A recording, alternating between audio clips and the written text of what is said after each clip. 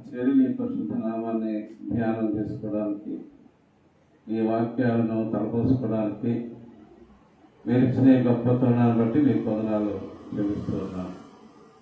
దయా తండ్రులు మరి ఎవరైతే ఆలకిస్తూ ఉన్నారో, నన్ను మరి పార్టిసిపేట్ చేస్తున్నారో, మా కుటుంబంగా మేము ఈ ఆరాధన జరిపిస్తూ ఉన్నప్పుడు మాతో ఉండమని, నీ సన్నిధానాన్ని మా మధ్యలో ఉంచమని వేడుకుంటూ ఉన్నాను. నాకు కావలసినటువంటి శారీరక బలాన్ని, శక్తిని అనుగ్రహించండి.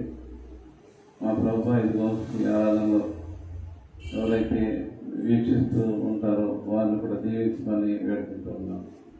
తండ్రి, ఈ ఆరాధన యావత్తు నీకే మహిమ జరుగులాగా సహాయం చేయమని యేసు పరిశుద్ధ నామాన్ని బట్టి వేడుకొని ప్రార్థిస్తున్నాము తండ్రి. ఆమేన్.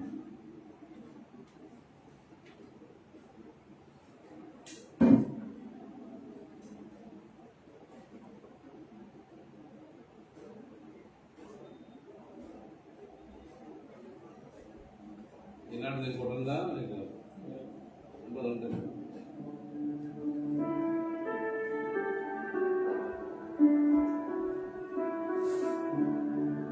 హల్లెలూయా. యేసు ప్రభున్ ఎల్లరూ స్తుతించుడి. జీ అంట. హల్లెలూయా యేసు ప్రభున్ ఎల్లరూ స్తుతించుడి. వల్లభుని జయలను తిలకించి స్తుతించుడి. బలమైన పనిచేయు బలవంతుడు స్తుతించుడి. ఎల్లరినీ స్వీకరించు యేసుని స్తుతించుడి. రాజుల రాజైన యేసు రాజు భోజనులానేను. హల్లెలూయా హల్లెలూయా. దేవుని స్తుతించుడి. తంబురతోను వీణతోను ప్రభువును స్తుతించుడి.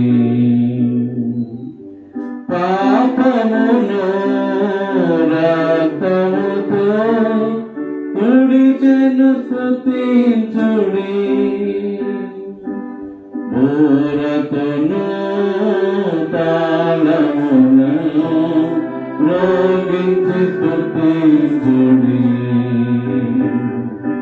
నిరంతరము మారాని యేసుని స్తుతించుడి. రాజుల రాజైన యేసు రాజు భోజనులానేను. హల్లెలూయా హల్లెలూయా. దేవుని స్తుతించుడి. సూర్య చంద్రుల దయలా దేవుని స్తుతించుడి. హృదయమును వెలిగించిన యేసుని స్తుతించుడి.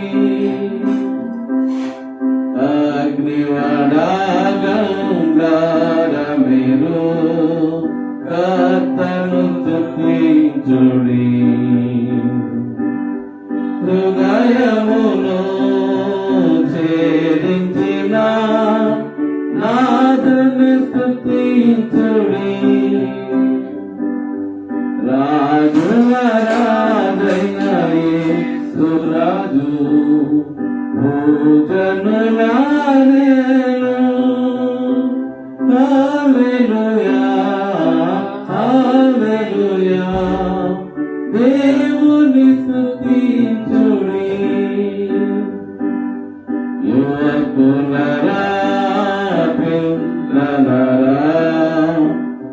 దేవుని స్తుతించుడి ఆస్తులను యేసునకే అర్పించి స్తుతించుడి రాజుల రాజైన యేసు రాజు పూజనులాలేను హల్లెలూయా హల్లెలూయా దేవుని స్తుతించుడి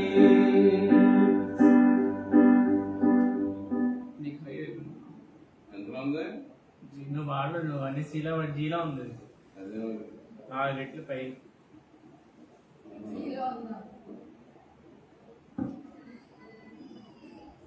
సందేహమేలా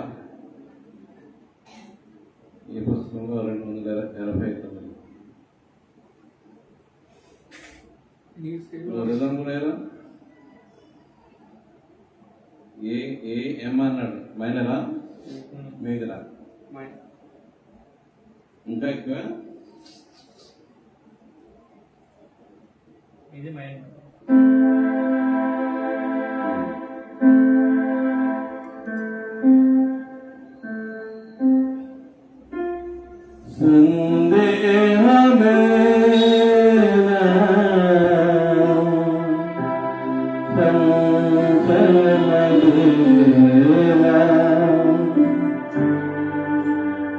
ప్రభుడే సుగాయములను పరికించుచు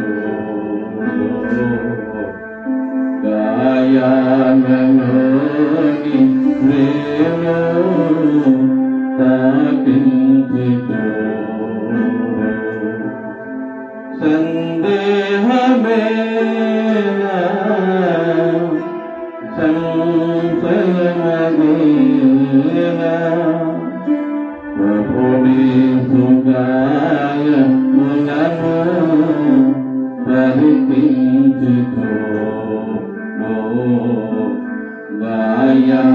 గాయాలలోని ప్రేమ తాకించుచు ఆముండ లకుటము నీకై ధరించలే నీ పాప శిక్షను యేసు భరించలే ప్రవహించే రక్తధార నీ కోసమే కడుఘోర హింసనుందే నీ కోసమే ప్రవహించే రక్తధార నీ కోసమే కడుఘోర హింసనుందే నీ కోసమే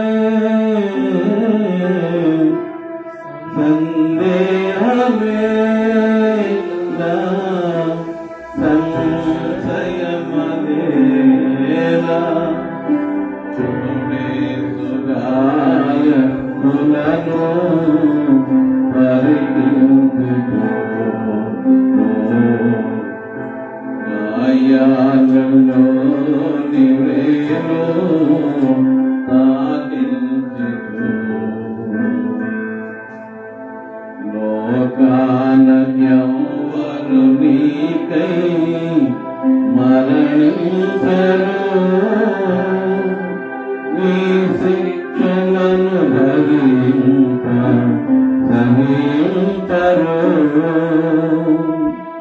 లోకాన యవ్వను నీకై మరణించరు నీ శిక్షలను భరింప సహించరు నీ తల్లి అయిన గాని నిన్ను నరుకునే నా ప్రేమ మోపి నిన్ను నరుగజాలునా నీ తల్లి అయిన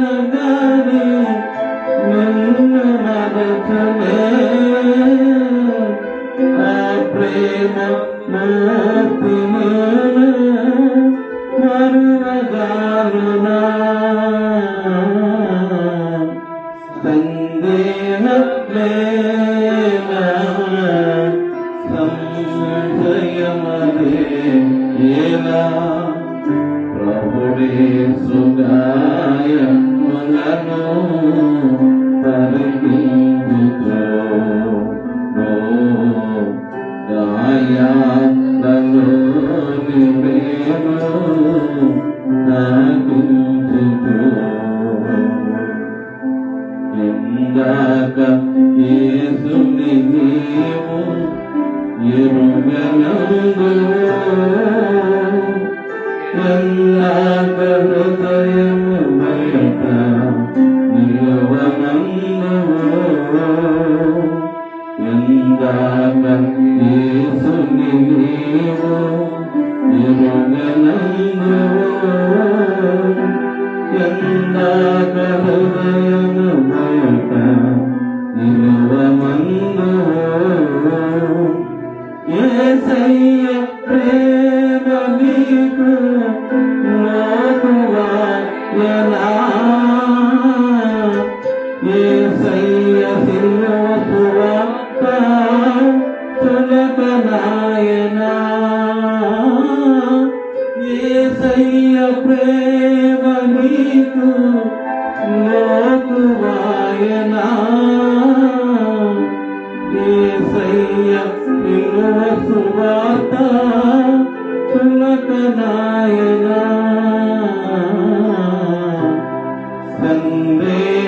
సందేహమేలా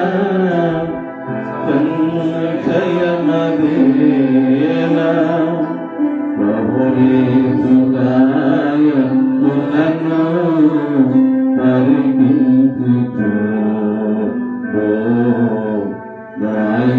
గాయాలలోని ప్రేమ నాకించుచు ఈ లోక భోగములను వీడజాలవా సాతాను బంధకమును సంతసింతువా ఈ లోకము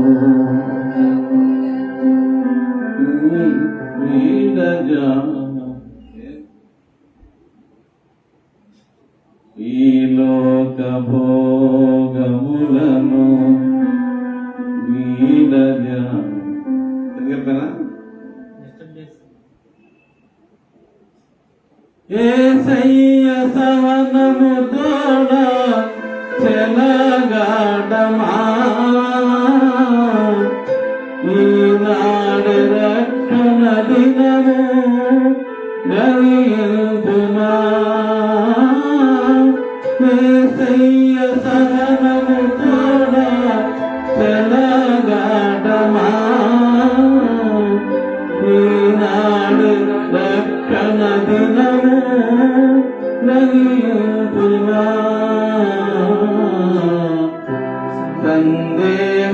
సందేహమేలా సంశయమదేలా ప్రభుయేసు గాయములను పరికించుచు గాయాలలోని ప్రేమ నాకించుచు సందేహమేలా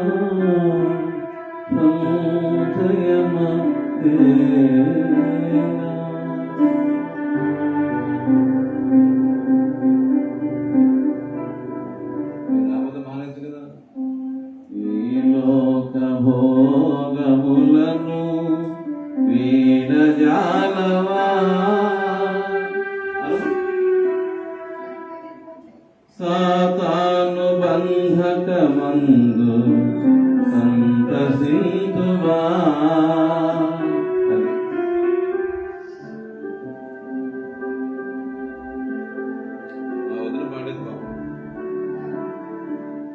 అన్నపూర్ణ ఆదర్శ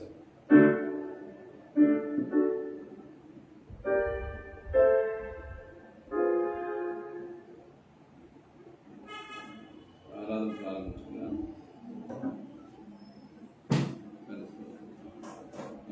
పెట్టారట బాబు. ఇది స్టార్ట్ అయిపోయింది.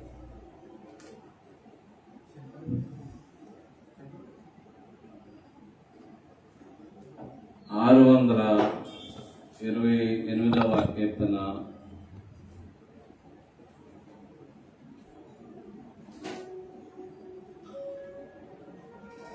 అవును, 624వ కీర్తన. దేవుండవైన ఆత్మరా. 624.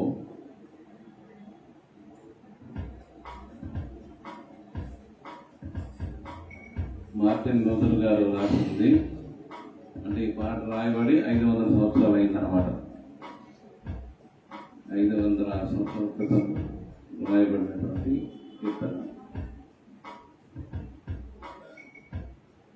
దేవుండవై నా ఆత్మరా, నీ వారికి ప్రీతిగా నీ సత్కృపా వరముని నీ ప్రేమలో నింపుమి. సమస్తము జనములు సత్యముని శ్వసింపను. నీ దివ్యకాంతితో నిత్యము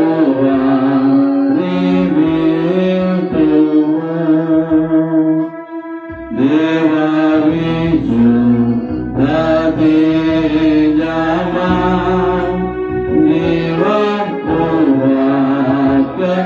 నిమయ మా తండ్రియ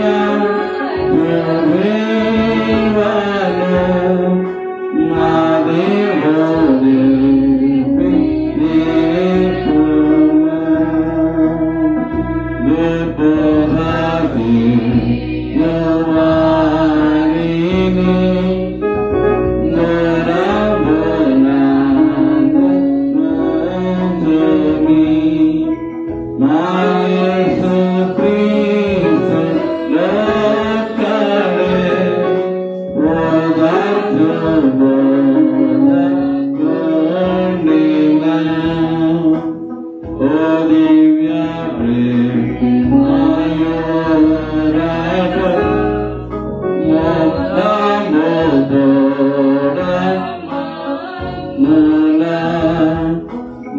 దైవ సేవ చేయని నాను నానే సనోవని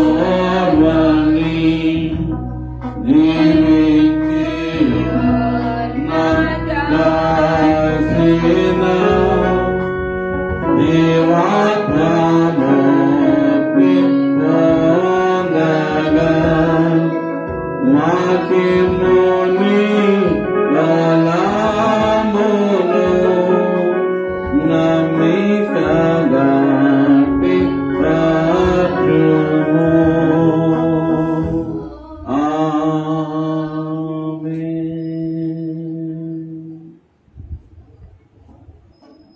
తండ్రి యొక్కయు కుమారుని యొక్కయు పరిశుద్ధాత్మ యొక్కయు నామమున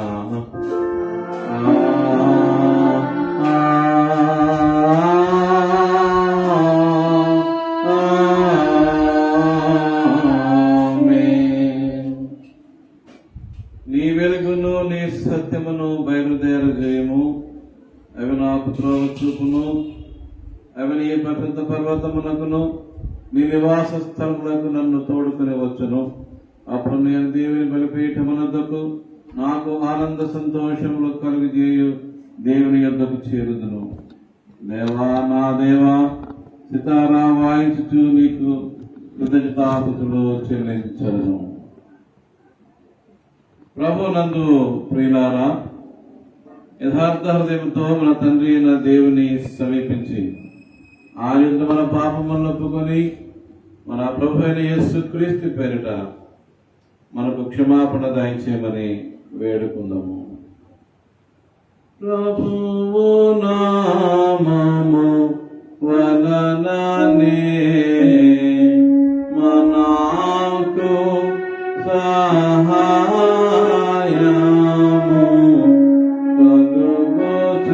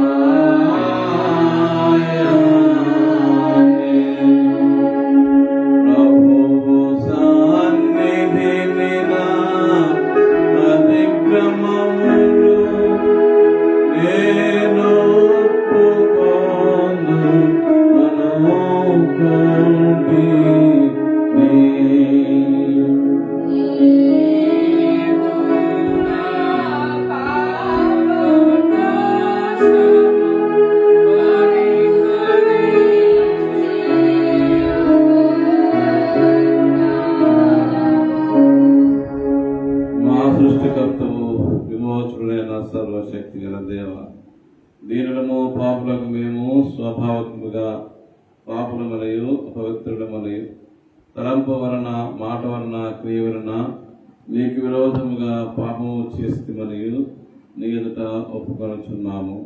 కావున మేము మా ప్రభువైన యేసుక్రీస్తు నిమిత్తమున నీ కృపను వెదకుచు వేడుకొనుచు మితిలేని కనికరముగా నీ ఎద్దుకు ఆశ్రమునకై వచ్చుచున్నాము. మా కొరకు చనిపోటకై నిజంతే కుమారునిచ్చిన మిగిలిన కరుణగల దేవ, ఆయన నిమిత్తమున మా సమస్త పాపములకు క్షమాపణ దయచేయము. మేము నీ కృపచేత నిజ వస్తున్నట్టు నిన్ను గొచ్చియు నీ చిత్తమును గొచ్చియు సరైన జ్ఞానం నీ వాక్యము తగిన విధేయత మా ఇంటిని పరిశుద్ధాత్మను వృద్ధి పొందుకున్నాను. మా ప్రభువైన యేసుక్రీస్తు నామమున తండ్రి, ఆమేన్. మన పరలోకపు తండ్రి యేగు సర్వశక్తి గల దేవుడు మనలను కనికరించి మన కొరకు చనిపోటకై తన ఏక కుమారునిచ్చి ఆయన మూలమున మన పాపములను క్షమించుచున్నాడు. ఆయన నామమందు విశ్వాసం ఉంచి వారికి దేవుని కుమారులకు అధికారం ఇచ్చుచు వారికి తన పరిశుద్ధాత్మను అనుగ్రహించును. నమ్మి బాప్తిస్మము పొందినవాడు రక్షింపబడును.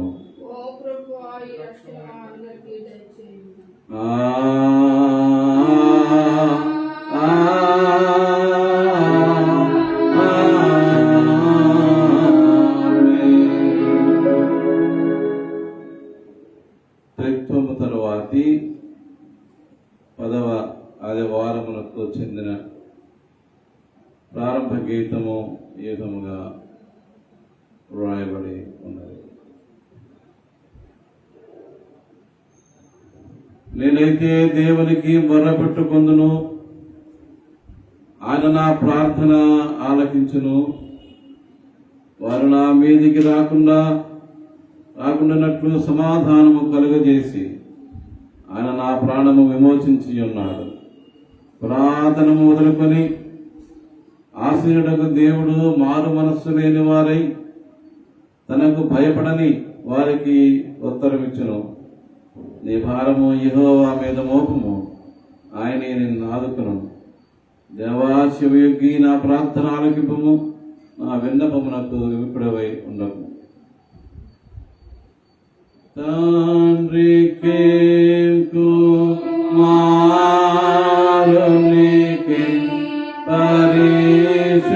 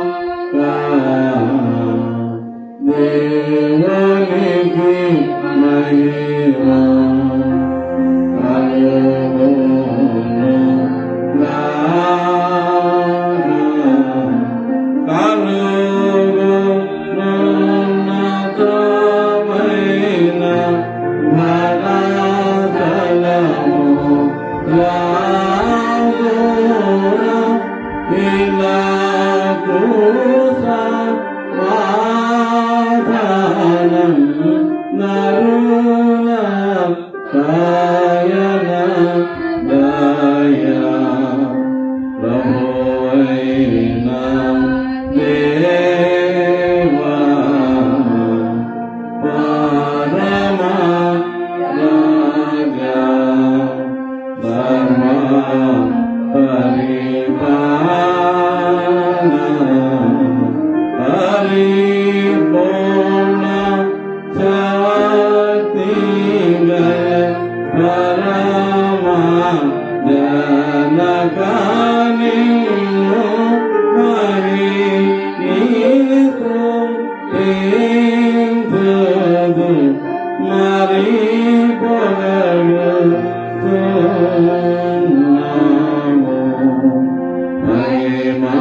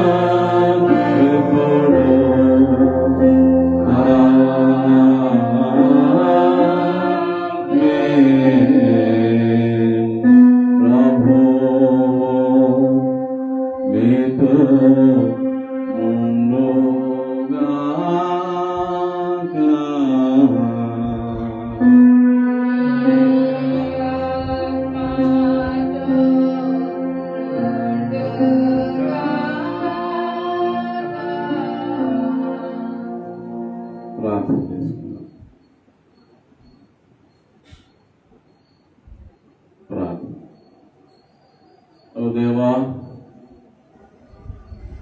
నీవు ముఖ్యంగా దయా దాక్షిణ్యమును చూపుట వలన నీ సర్వశక్తిని కనబరుచుచున్నావు. మేము నీ ఆజ్ఞల చొప్పున నడుచుకొనచ్చు.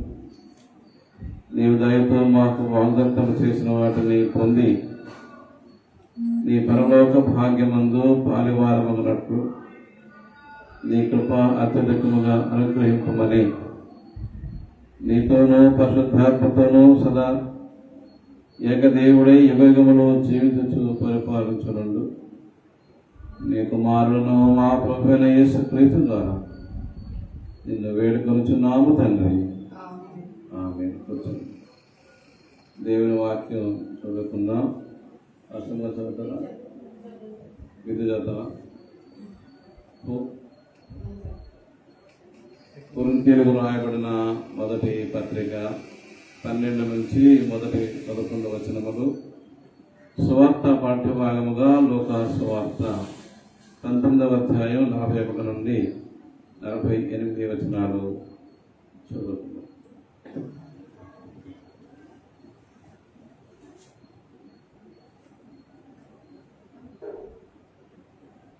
అది కూడా చెప్పింది.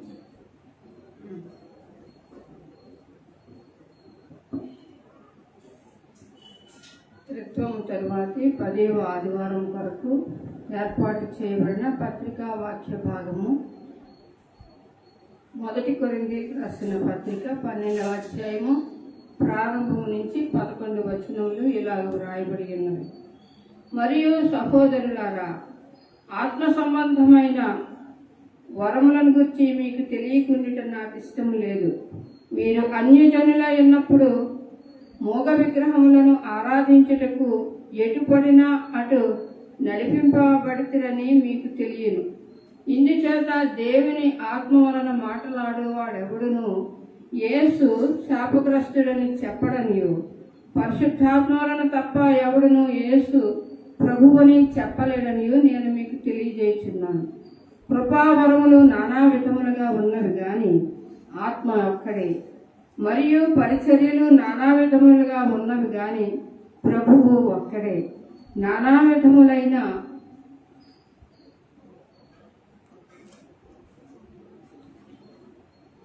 కార్యములు కలవు గాని అందరిలోనూ అన్నిటినీ జరిగించు దేవుడు ఒక్కడే. అయినను అందరి ప్రయోజనము కొరకు ప్రతివానికి ఆత్మ ప్రత్యక్షత ఎలాగనగా, ఒకనికి ఆ ఆత్మను అనుసరించిన జ్ఞానవాక్యమును, మరి ఒకరికి ఆ ఆత్మ వలననే విశ్వాసమును, మరి ఒకరికి ఆ ఒక్క ఆత్మ వలననే స్వస్థపరచు వరములను, మరి ఒకరికి అద్భుత కార్యములను చేసే శక్తియు, మరి ఒకరికి ప్రవచన వరమును, మరి ఒకరికి ఆత్మల వివేచనయు, మరి ఒకరికి నానావిధ భాషలను, మరి ఒకరికి భాషల అర్థము చెప్పు శక్తియు అనుగ్రహింపబడి ఉన్నవి. అయినను వీటినన్నిటినీ ఆ ఆత్మ ఒకడే తన చిత్తము చొప్పున ప్రతివానికి ప్రత్యేకంగా పంచి ఇచ్చుచు కార్యసిద్ధి కలిగజేయుచున్నాడు. ఎలాగూ శరీరము ఏకమై ఉన్నను అనేకమైన అవయవములు కలిగి ఉన్నదో, ఎలాగూ శరీరం యొక్క అవయవములన్నీ అనేకములై ఉన్నను ఒక్క శరీరమై ఉన్నవో, అలాగే క్రీస్తు ఉన్నాడు. ఇంతటితో పత్రిక వాక్య భాగం ముగించున్నది. హల్లెలూయా, హల్లెలూయా, హల్లెలూయా. సువార్త పాఠ్యభాగము లూకా సువార్త 19వ అధ్యాయము 41 నుంచి 48 వచనాల వరకు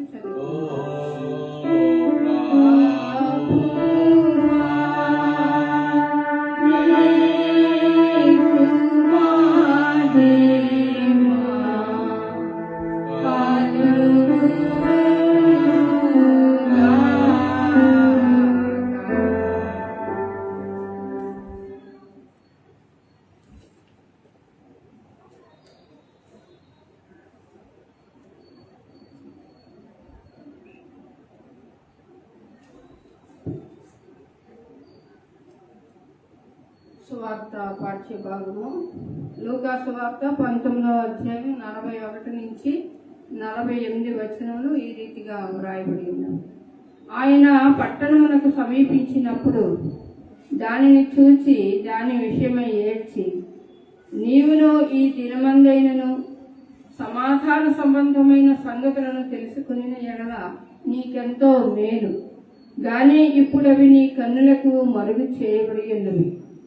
ప్రభువు నిన్ను దర్శించిన కాలము నీవు ఎరగకుంటివి గనుక నీ శత్రువులు నీ చుట్టూ గట్టు కట్టి ముట్టడి వేసి అన్ని ప్రక్కలను నిన్ను అరికట్టి నీలోనున్న నీ పిల్లలతో కూడా నిన్ను నేల కలిపి నీలో రాతి మీద రాయి నిలిచి ఉండనీయని దినములు వచ్చినని చెప్పింది.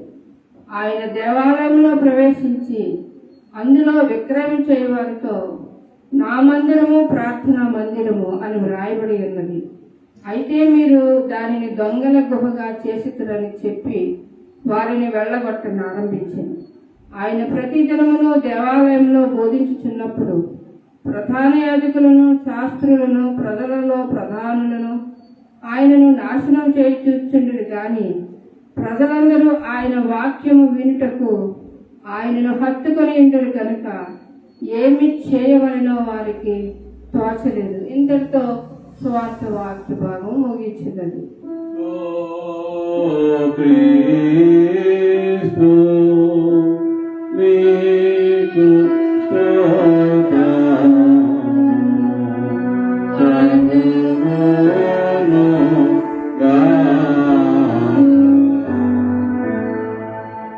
అలా నిలబడి ఉండగానే మన విశ్వాస ప్రమాణాన్ని ఒప్పుకుందాం.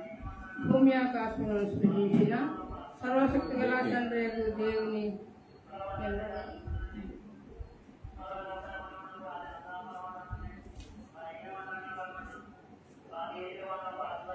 ఆయన యొక్క కుమారుడు మన ప్రభు అయిన యేసుక్రీస్తుని నమ్ముచున్నాను.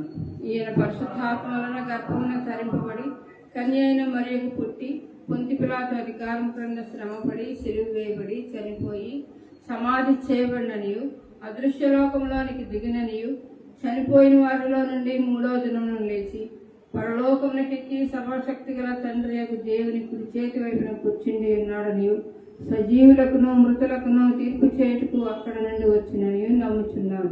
పరిశుద్ధాత్మను నమ్ముచున్నాను.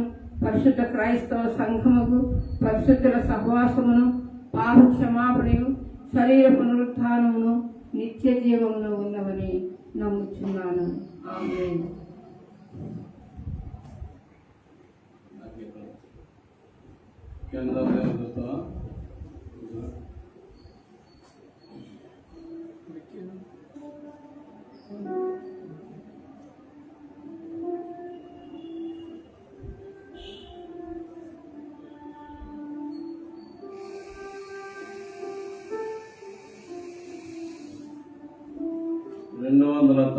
కీర్తన ఎందుకు మరచితివి,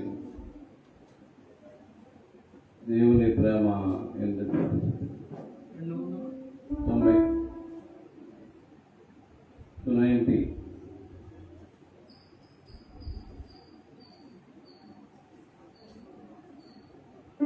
దావీదు చౌదరి దర్శనం. ఎందుకు మరచితివి యేసుని ప్రేమ,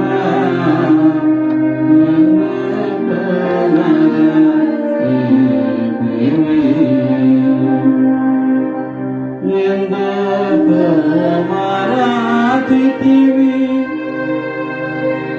పొందితివి నిలుదలు సులారా మగనటి సుఖమైన ప్రభు ప్రేమ ఎందుకు మరచితివి యేసుని ప్రేమ ఎందుకు మరచితివి. దేవగంధము నీవు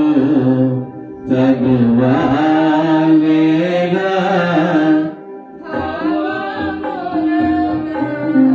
అని దైవనాలేగా సేవగారు సేయక పోతి సవారాని కవు సమాధి స్థితివయ్యో ఎందుకు మరచితివి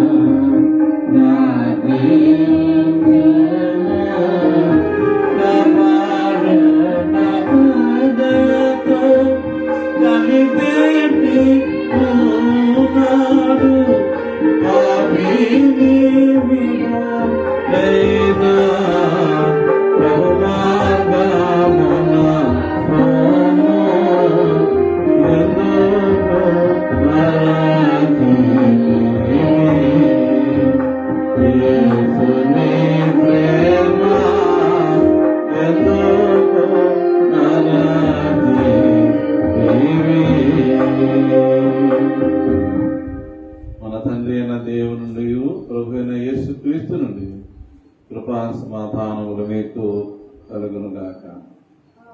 ఆమేన్. కూర్చో.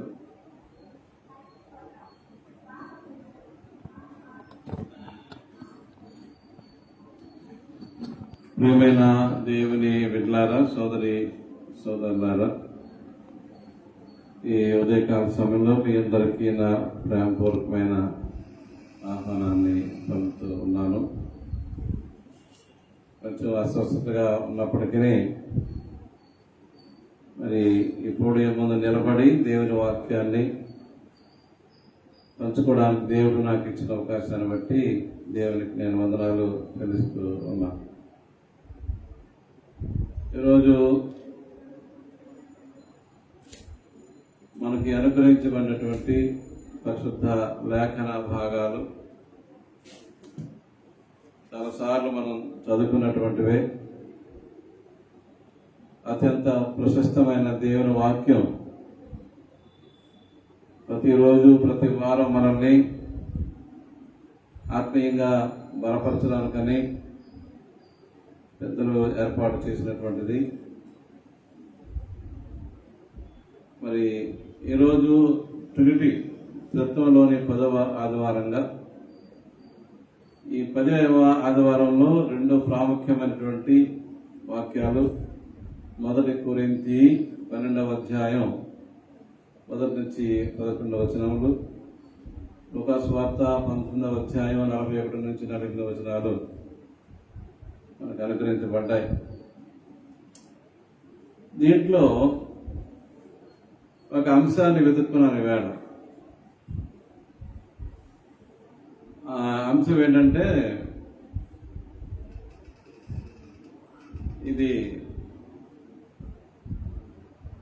ఈ అంశం ఏంటంటే యేసు ప్రభు మరి దుఃఖపడినటువంటి సందర్భాన్ని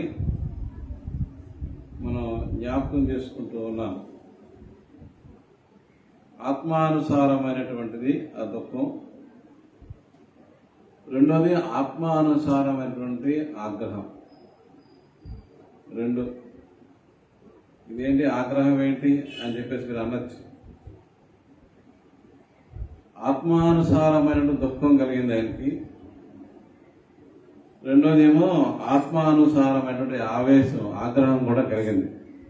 ఈ 2 ఈరోజు స్వార్థ పాఠంలో యేసు ప్రభు యొక్క జీవితంలో జరిగిన ఘటనలుగా మనం జ్ఞాపకం చేసుకుంటూ ఉన్నాం. ఈ 2 అంశాలను మనం ధ్యానం చేస్తూ ఉన్నప్పుడు నేను గమనించింది ఏంటంటే, చాలా మంది ప్రవక్తలు, ప్రవచనకారులు, ప్రసంగికులు, మాస్టర్లు ఈ మెయిన్ టెక్స్ట్ ని వదిలేసినట్టుగా నాకు కనపడతారు. చాలా మంది ఏం చేయాలంటే, దేవుని వాక్యం ధ్యానం చేసినప్పుడు టెక్స్ట్ అంటే వాక్యం అక్షరాలతో ఉన్నటువంటిది ఏం చెప్తుంది, అప్పుడు దాంట్లో ఈ 2-3 పాఠ్య భాగాలు, ఇవాళ 2 ఉన్నాయి కానీ సాధారణ 3 కూడా ఉంటాయి కదా. 3 పాఠ్య భాగాల ఉన్న ఒక సమాంతరమైనటువంటి అంశమే ఉంది, కామన్ పాయింట్ ఏముంది. అది మిస్ అయ్యామంటే ఈ 3 పాఠాలకు అర్థం ఉండదు. విడివిడిగా ఉంటే కనుక ఈ 3 పాఠాలు ఏర్పాటు చేసుకోవడం అర్థం ఉండదు. How they are being related అనేటువంటిది చాలా ప్రాముఖ్యమైన అంశం. కాబట్టి ఇక్కడ ఏమిటి ఉంది దీంట్లో అని చూస్తే కనుక ఆత్మను గురించినటువంటిది, పరిశుద్ధాత్మను గురించినటువంటిది, ఆత్మను గురించినటువంటి అంశాలు ప్రముఖంగా వ్రాయబడి ఉన్నాయి. కొరింథీ 12వ అధ్యాయంలో నేను చాలాసార్లు వేరే వేరే సందర్భాల్లో కూడా కోట్ చేయడం నాకు ఇష్టంగా ఉండే మాట అది. అసలు ఆత్మ యొక్క పని మనం ఈ కీర్తన పుస్తకంలో ఆత్మ గురించిన పాటలు పరిశుద్ధాత్మను గౌరవము అనేటువంటిది ఉంటుంది కీర్తన. ఈ కీర్తనలో ఆత్మ ఏం చేస్తుందో దాని ఉద్దేశం ఏంటో చక్కగా రాశారు కవులు. ఈ దాంట్లో ఒక పాయింట్ ఏంటంటే ఆత్మ ఏం చేస్తుంది 12:3 చూడండి. 1 కొరింథీ 12:3 ఏమంటాడంటే, ఇందుచేత దేవుని ఆత్మ వలన మాటలాడువాడెవడును యేసు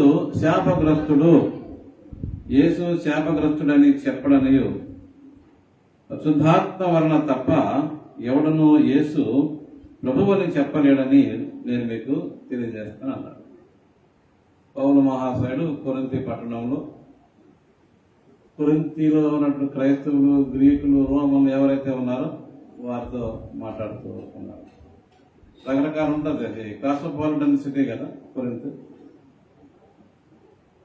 వ్యాపార కేంద్రం. కాబట్టి అక్కడ వారందరితో చెప్తున్నాడు. 2 ముఖ్యమైన పాయింట్ ఇప్పుడు ఆత్మ గురించి. ఒకటి, అందరూ యేసు ప్రభుని శాపగ్రస్తుడు, అతను సిలివేయబడ్డాడు, మేకులతో కొట్టేశారు, గుడ్డలు కూడా తీసేశారు, అవమానించారు అని చెప్పేసి, కాబట్టి కర్సుడు శాపగ్రస్తుడు అంటారు. కొంతమంది ఏమో ముస్లిమ్స్ అయితే అసలు సిలివేయబడలేదంటారు. అది వేరే టాపిక్, వేరే విషయం. ఈ అవమానం దేవుని కుమారుడు భరిస్తాడని పాపం ముస్లిమ్స్ మంచి మనసుతోనే అంటున్నారు. వాళ్ళు తప్పేం కాదు, కానీ ఫ్యాక్ట్ కాదు. అది తప్పు కాకపోతే ఫ్యాక్ట్ కాదు. ఈరోజు ఫ్యాక్ట్ ఏంటంటే యేసయ్యని సిలువ వేశారు. సిలువ వేయబడితే దర్ ఇస్ నో క్రిస్టియానిటీ. సిలువ వేయబడితే పునరుత్థానం లేదు. పునరుత్థానం లేకపోతే అసలు క్రిస్టియానిటీ లేదు. ఈ విశ్వాసమే లేదు అసలు. ఈ ప్రపంచంలో మరి 1/3 అంటే ప్రతి 30 మందిలో 10 మంది క్రైస్తవులు ఉన్నారు ప్రపంచంలో. అలాంటి సందర్భంలో యేసు శాపగ్రస్తుడు అని కాదని మీరు అనుకోవాలి అంటే లేదు, there is a meaning in his death. ఆయన మరణంలో ఒక అర్థం ఉంది, ఒక ఇంపార్టెంట్ పాయింట్ ఉంది అని కనుక నువ్వు అనుకోవాలంటే నీకేముండాలంటే దేవుని యొక్క ఆత్మ నడిపింపు ఉండాలి. లేకపోతే ఇంకొకలాగా ఆలోచిస్తాం. క్రైస్తవులు అప్పుడప్పుడు హిందూ మత గ్రంథాల్లో కూడా చూసుకుంటూ ఉంటారు. మరి ఈ దేశంలో హిందువులు సంఖ్య, ఇక్కడ లిటరేచర్ ఉంది, చాలా గొప్ప సాహిత్యం ఉంది. ముఖ్యంగా వేదాల గురించి చెప్తాం. దాంట్లో ఋగ్వేదంలో 10వ ఆశ్వాసం అంటారు. వాళ్ళ అధ్యాయం కావదు, మీకు అంతగా తెలియదు, కానీ దాంట్లో మహాపురుషుని వధ అని ఉంటుంది. అత్యంత పవిత్రుడైన మహాపురుషుడు ఒక ఆయన ఉన్నాడు. ఆయన్ని దేవతలు వధించారు. ఆ వధించినప్పుడు కళ్ళు, తల, అవన్నీ భాగాలు, ఒక్కొక్క భాగం ఈ ప్రపంచంలో ఒక భాగం ఏందని చెప్తారు. అది జరగాల్సి ఉంది. ఈ లోకం క్రమంగా చక్కగా ఉన్నారంటే ఈ మహాపురుషుడు వధించబడాలని ఋగ్వేదం యొక్క ఉద్దేశం. ఉందో లేదో వారు ఎవరన్నా ఉంటే చూసుకో. ఈ మహాపురుషుడి వధ మేమేమో క్రైస్తవులు ఏమంటామంటే, మీ గ్రంథంలో ఎవరన్నా అలా చనిపోయారా, ఆ మహాపురుషుడు అనే వధ జరిగింది కదా, జరగాలని ఉంది ఋగ్వేదంలో, జరిగిందా అని ప్రశ్నిస్తాం. మనం ఏం చూసుకుంటామంటే యేసు ప్రభువులో ఆ వధ జరిగిందని చెప్పేసి మనం చూసుకుంటాం. అంటే ఆయన బలి పశువుగా అర్పించబడ్డాడు. కొంచెం ఇబ్బందిగా ఉంటుంది. నాకు కూడా ఇష్టం లేదు యేసు ప్రభువును బలైపడడం, నాకు కూడా ఇష్టం లేదు. అలాగే విక్టిమ్ అంటే అసలు ఇష్టం లేదు, కానీ జరిగింది. అది ఫ్యాక్ట్. అది కాబట్టి దేవుని ఆత్మ వలన మాటలాడు వాడెవడును యేసు శాపగ్రస్తుడు అని చెప్పడనియు, పరిశుద్ధాత్మ ఉంటేనే తప్పించి ఎవరు కూడా యేసును ప్రభువు అని చెప్పాడు. ఎందుకంటే ఆయన మామూలుగా ఒక వడ్రంగి కుటుంబంలో పుట్టాడు. ఆయన వాళ్ళ భౌతికమైన తండ్రి వడ్రంగి పనివాడు. ఆయన పరిశుద్ధాత్మను జన్మించినటువంటి వ్యక్తి. కానీ ఈ లోకరీతిగా ఒక ఆయన యోసేపు గారు తండ్రిగా ఉన్నారు. కాబట్టి కల్చర్, సంస్కృతి, వృత్తి వడ్రంగి వృత్తి. కాబట్టి ఆఫ్టర్ ఆల్ ఒక చిన్న కుటుంబంలో జన్మించినటువంటి వ్యక్తిని ప్రభు అని ఎలాగంటారు మీరు? అదొక ఇబ్బంది.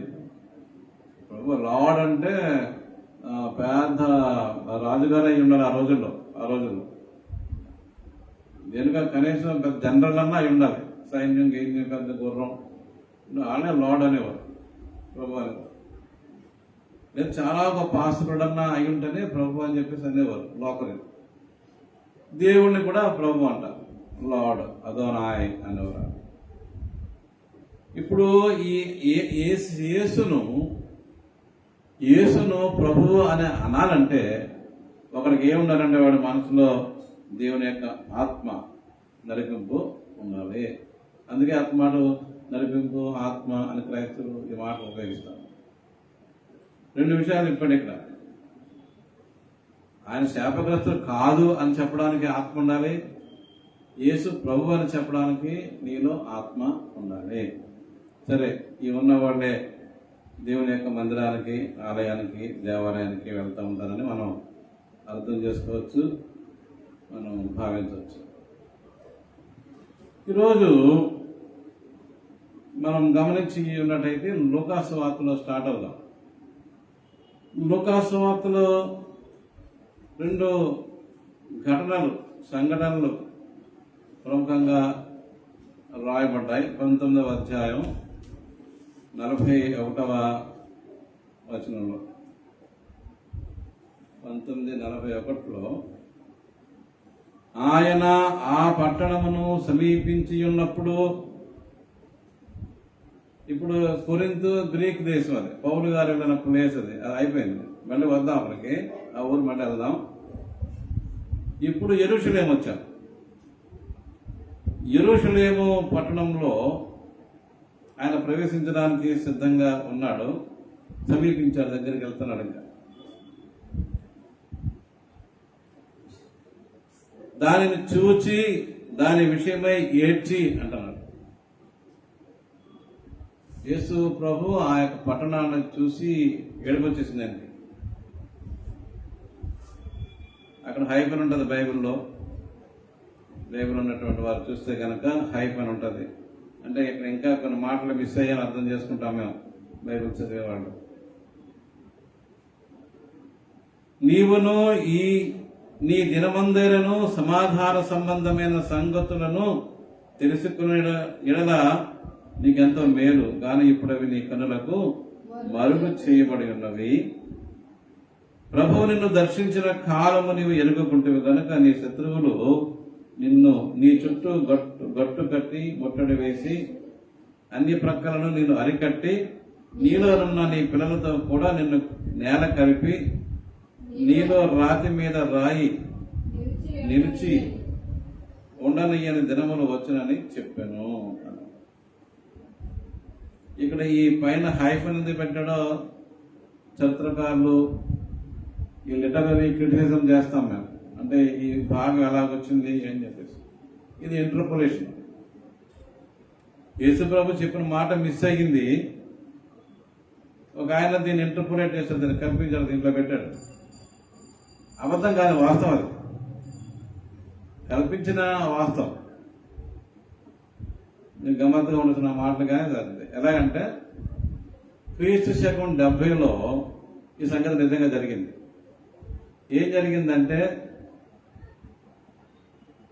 జరిగిందంటే రోమన్స్ 70లో రోమన్స్ యెరూషలేమును ముట్టడి వేశారు. పురుషులందరినీ, స్త్రీలందరూ, కొంతమంది చిన్నపిల్లలతో చంపేశారు. పారిపోకుండా ఆ యెరూషలేము చుట్టూ కూడా కందకం తవ్వేశారు. కందకం తవ్వేసి పెద్ద పెద్ద బౌల్డర్స్ రాళ్ళలాగా అడ్డం పెట్టేశారు. You cannot escape. జరిగిన సంఘటన ఇది. అది ఇక్కడ రాశాడు.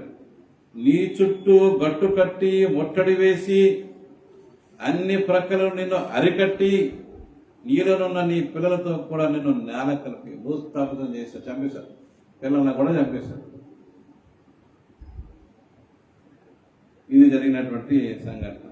అది ఇక్కడికి వచ్చింది కాబట్టి యేసుప్రభు ముందే చెప్పారు, ఇంకొకలా చెప్పారు. అది కాబట్టి ఈ రచయిత, లూకాసు వార్త రచయిత ఇంకా మోర్ వివిడ్గా స్పష్టంగా ఉండటానికని కొంచెం కలిపడం. అందుకనే ఇక్కడ సిన్సియర్గా ఈ హైఫన్ అనేటువంటిది ఏర్పాటు చేయడం జరిగింది.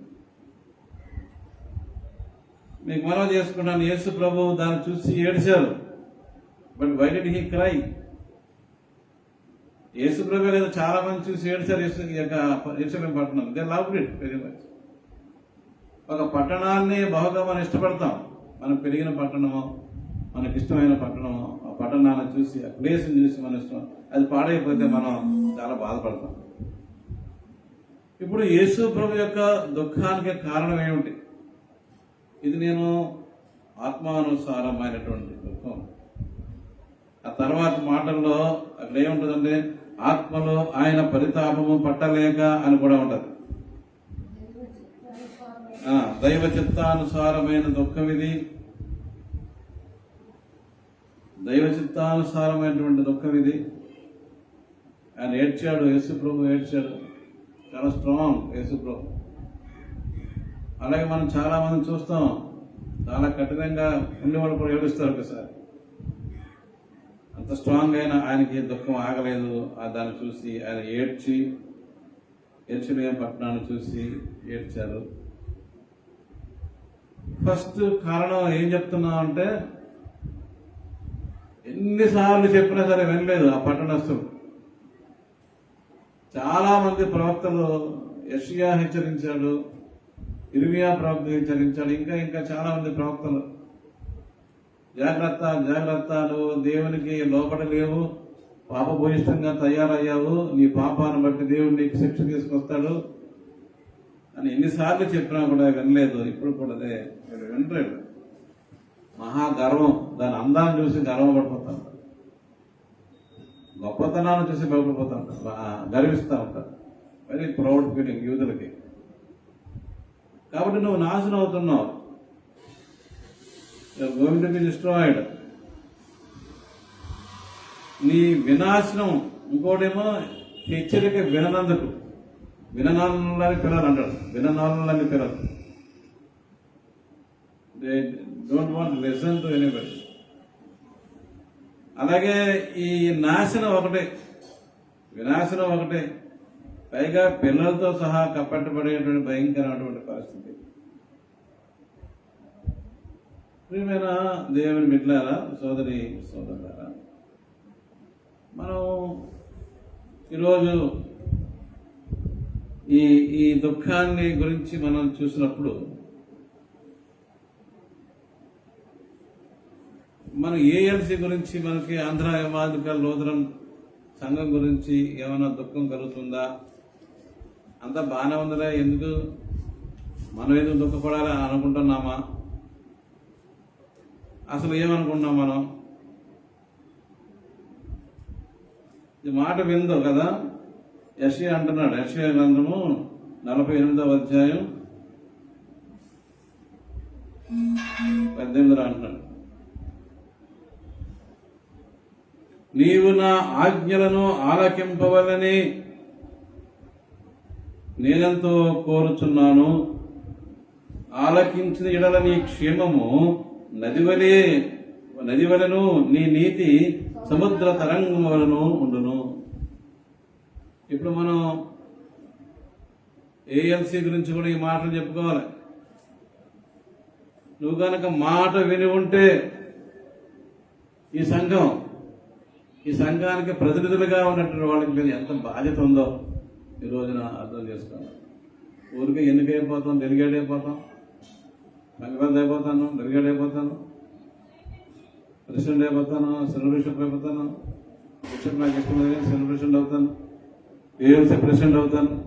ఇవ్వడం తప్పించి దేవుని వాక్యం ప్రకారం ఈ యొక్క సంఘాన్ని నడిపించాలి అనే జ్ఞానం కొంచెం కూడా.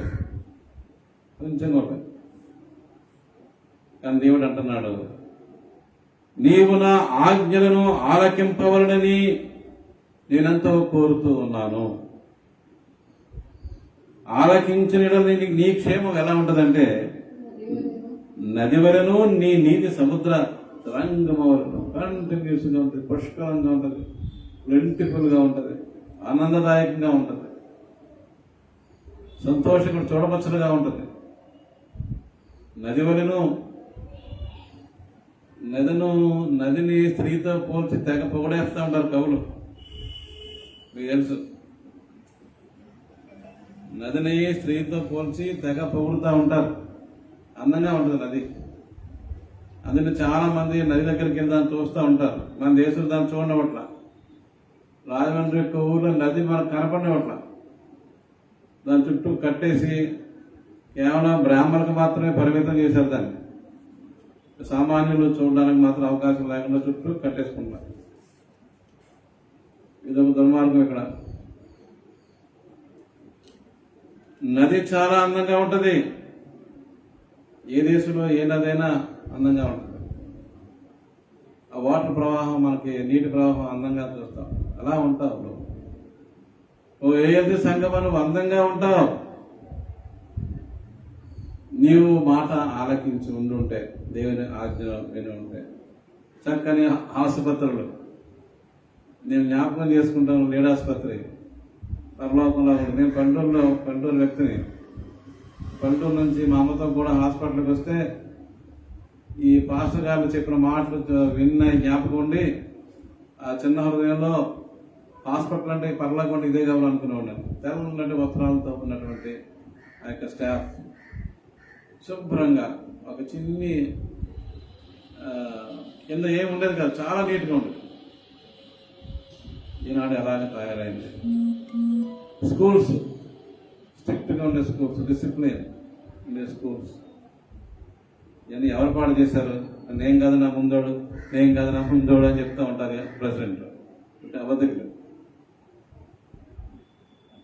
81వ దావీదు కీర్తనలో 13లో కూడా దేవుడు బాధపడుతున్నాడు. 13వ వచనం ఏమన్నాడు? అయ్యో, నా ప్రజలు నా మాట వినిన ఎడల, ఇశ్రాయేలు నా మార్గములు అనుసరించిన ఎడల ఎంత మేలు. ఇది ఆయన దుఃఖం కారణం ఇదండి. వీళ్ళ మాట వినట్లేదు.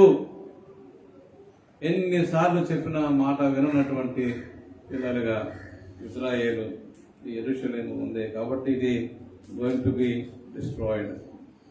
It's going to be destroyed. సరే, యేసు ప్రభువును సిలువేశారు కదా, అదేదో శాప మీద మా మీద మా పిల్లల మీద రానే ఉండని అన్నారు. మీరు జ్ఞాపకం ఉంటే ఇది కనెక్షన్. ఇది పిల్లలకి కూడా శాపం వచ్చింది. అలా తెచ్చుకున్నారు శాపం. ఈరోజు ఏఎల్సి మీద శాపాన్ని తీసుకొచ్చింది ప్రజలు కాదు. ఈరోజు ఏఎల్సి మీద శాపం తీసుకొచ్చింది ఎవరైతే ప్రతినిధులుగా ఉంటున్నారో వాళ్ళు, పాస్టర్లుగా ఉంటున్నారో వాళ్ళు, ఎవరైతే నాయకులుగా ఉంటున్నారో వాళ్ళు, ఎవరైతే బిషప్లు ప్రెసిడెంట్లుగా ఉంటున్నారో వాళ్ళు. ఏఎల్సి మీద నాశనం తీసుకొచ్చారు. యేసయ్య దుఃఖిస్తా ఉన్నాడు. యేసు ప్రభు దుఃఖపడతా ఉన్నాడు. ఎంతమంది ప్రార్థనలో ఏఎల్సి గురించి దుఃఖపడుతున్నారో నాకు తెలియదు. మా సంఘంలో నేను రాకూడదని దుఃఖపడుతూ ప్రార్థన చేశాను. శర్మ అన్న సంఘం. నేను మంచోడు కాదంట, రిటైర్ అయిపోయినా సరే ఇంకా ఉండాలన్నానంట, కాబట్టి నేను రాకుండా ఉన్నానని దుఃఖంతో ప్రార్థన చేశాను. కాకపోతే 25,000 తీసుకున్నారని ఒక వార్త వచ్చింది. వీళ్ళు చేసే దుఃఖం ప్రార్థన ఖరీదు 25 రూపాయలు. అందుకని 20,000 రూపాయలు లంచాలు వేసుకుని చేశాను. రెండవ ఘటన, యేసు ప్రభు దుఃఖపడిన ఘటన ఒకటి జ్ఞాపకం చేసుకున్నాను నేను. చాలా మంది మిస్ అవుతున్నారు, ఇది చెప్పట్లేదు. రెండవ సంఘటన ఏంటంటే లూకా సువార్త 19:45. ఆయన దేవాలయములో ప్రవేశించి అందులో విక్రయము చేయువారితో నా మందిరము ప్రార్థనా మందిరము అనబడును అన్నాడు. ఆయన మందిరం ఏంటంట? ప్రార్థనా మందిరం. ఇది మత్తయి సువార్తలో కూడా ఉంటుంది. ఇక్కడ ఆత్మ పరితాపము పట్టలేక అని.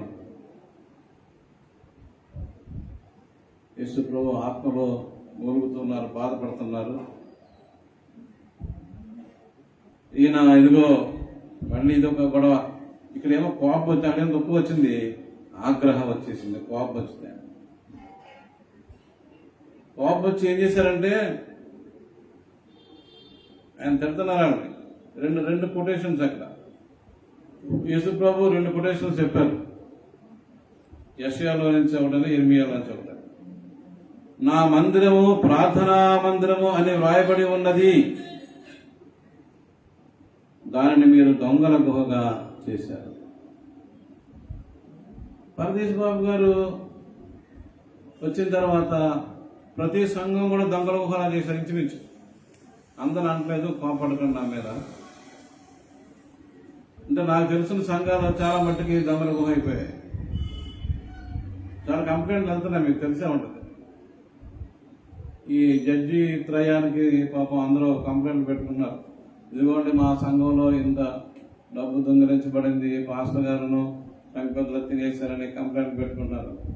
వాళ్ళేమో కొన్ని చూస్తున్నారు, కొన్ని చూడలేదు. చూడలేక చాలా ఉన్నాయి. ప్రతి సంఘం అంతే. పరదేశ్ బాబు గారి యొక్క అవినీతి, లేదా ఆయనకు పూర్వం నాయకుడిగా ఉన్న రామ్ ప్రకాష్ గారి యొక్క అవినీతి వారితో ఆగిపోదని అప్పుడే చెప్పాను నేను. రామ్ ప్రకాష్ గారితో 3 hours మాట్లాడాను నేను. మీ అవినీతి మీతో ఆగిపోదండి. ఆయన మంచోడు, ఆయన ఒప్పుకుంటాడు. నేను అవినీతి చేశానని ఒప్పుకుంటాడు. ఆయన అవినీతి చేశానని ఒప్పుకుంటాడు. ఆయన తప్పదనో ఏదో చెప్తాను మొత్తానికి. ఆయన ప్రారంభించినటువంటి భయంకర అవినీతి అంటే వెర్సటైజ్ అనమాట. అన్ని రంగాల్లోనూ రామ్ ప్రకాష్ గారు అవినీతిని విస్తరింపజేశాడు, అక్రమాన్ని. ప్రతిదీ కూడా వ్యాపారం అయిపోయిందండి. ఆయన వ్యాపారాన్ని కొనసాగిస్తూ మళ్ళీ ఈ ఆర్నాల్డ్ మోదర్స్, పరదేశ్ బాబు గారు ఏఎల్సీలో కొనసాగిస్తూ ఉన్నారు. ఈ కొనసాగింపే కదా, విస్తరించారు. వాళ్ళతో ఆగిపోతుంది, ఎందుకంటే టాప్ కదా. ఇప్పుడు నన్ను అటాక్ చేసిన వాళ్ళు, మా కుటుంబాన్ని నన్ను చంపచూసిన వాళ్ళు ఎవరైనా డబ్బు తీసుకోవడం ఒకటే కాదు, వాళ్ళ మనస్సు మారిపోయింది. చాలా జాగ్రత్తగా వాక్యం విన్నారు 5-6 years, చక్కగా డిసిప్లిన్గా ఉన్నారు. కానీ వీళ్ళిద్దరూ వచ్చి వాళ్ళ మనసులో ఒక విష బీజం, అక్రమం బీజం నాటారు, అవినీతి నాటారు. ఏం పర్వాలేదు. వాళ్ళు ఏమంటున్నారంటే అంత పెద్ద బిషప్ గారే, ప్రెసిడెంట్ గారే దొంగగా ఉన్నాడు కదా, మనం ఎందుకు దొంగలుగా ఉండకూడదు అని వాళ్ళకి అనిపించేలా చేశారు. కాబట్టి వారు ఈ యొక్క చెడ్డ పనులు చేయడానికి వెనుకంది వేయలేకపోయారు. అది కొంచెం మనసాక్షి ఉండేది వాళ్ళకి. అంతకుముందు పాస్టర్ గారిని అనకూడదు, లేకపోతే ఇలాగే వాక్యం చెప్తున్నారు, ఈ పనులు చేశారు. అవన్నీ కూడా నిర్వీర్యం చేసి వ్యతిరేకం చేసి దాన్ని యేసుప్రభు దయ్యాన్ని అనగొడితే ఏమన్నారు యేసుప్రభుని, వీడు దయ్యము పట్టిన వాడు, బయలుజబూరు వల్ల దయ్యమును వెళ్ళగొడుతున్నాడు అన్నారు కదా. అలాగే నేను చేసే పనులన్నీ కూడా వ్యతిరేకంగా దాన్ని డబ్ చేసి చెప్తారు, మార్చి చెప్తారు. నా అనుమానం ఏంటంటే ఇప్పుడున్న ఈ జడ్జిలు కూడా నా మీద అలాగా చెప్తున్నారని అనుమానం వస్తున్నారు. దర్శన్ బాబు అనేవాడు చాలా భయంకరుడు అని చెప్పి చెప్తున్నారు వాళ్ళు. ముఖ్యంగా జోసెఫ్ పిఎస్ నేను మాట్లాడుతున్న గౌరవ వెళ్తాను నన్ను గౌరవ తెలియదు, ఆ పేరు వినలేదని అన్నాడు. ఎప్పుడో విన్నట్టుంది కాసేపు అన్నాడు. అంటే జరుగుతుంది ఏంటంటే వీళ్ళు ఎంత భయంకరంగా అవినీతిని నీతిగా ఈ బ్రదర్స్ ఇద్దరు, పరదేశ్ బాబు, మోదీస్ మార్చారు. ఇంకా ఉన్నారు అతను శిష్యున్నారుగా వాళ్ళకి. నేను మీకు మనవి చేస్తాను, నాకేదో కోపంతోనో చెప్పాలని చెప్పడం కాదు, ఇది ఫ్యాక్ట్ చెప్పాలి, ప్రజలకు తెలియాలి. ఇవాళ విన్నటువంటి వారు దానిపైన స్పందించకపోతే రేపొద్దున న్యాయ విమర్శలో వాళ్ళు కూడా విమర్శింపబడతారు. జాగ్రత్త. చాలామంది పాస్టర్లకి దేవుని భయం లేదు. ఈ నాయకులు ట్రాన్స్ఫర్లు చేసే వాళ్ళంటేనే భయం ఎక్కువ. దేవుని పట్ల ప్రేమ లేదు. ఈ నాయకులు ట్రాన్స్ఫర్ చేసేవారంటేనే ప్రేమ ఎక్కువ. రేపు దేవుని యొక్క న్యాయ విమర్శలో నిలబడి దోషులుగా ఉంటారేమో నాకు తెలియదు, కానీ పరిశీలించుకోవాలని మనం చేస్తాం. కాబట్టి ఇక్కడ అక్రమం జరుగుతుంది. నా మందిరము ప్రార్థనా మందిరము, ఇంకా బాగా రాస్తున్న విషయంలో, నా మందిరము సమస్త జనులకు ప్రార్థనా మందిరము అనబడును అంటారు. అందరికీ, SC, BC, OC, minority, majority, Hindu, Christian, Muslim, Jain, Parsi, బౌద్ధ, అందరికీ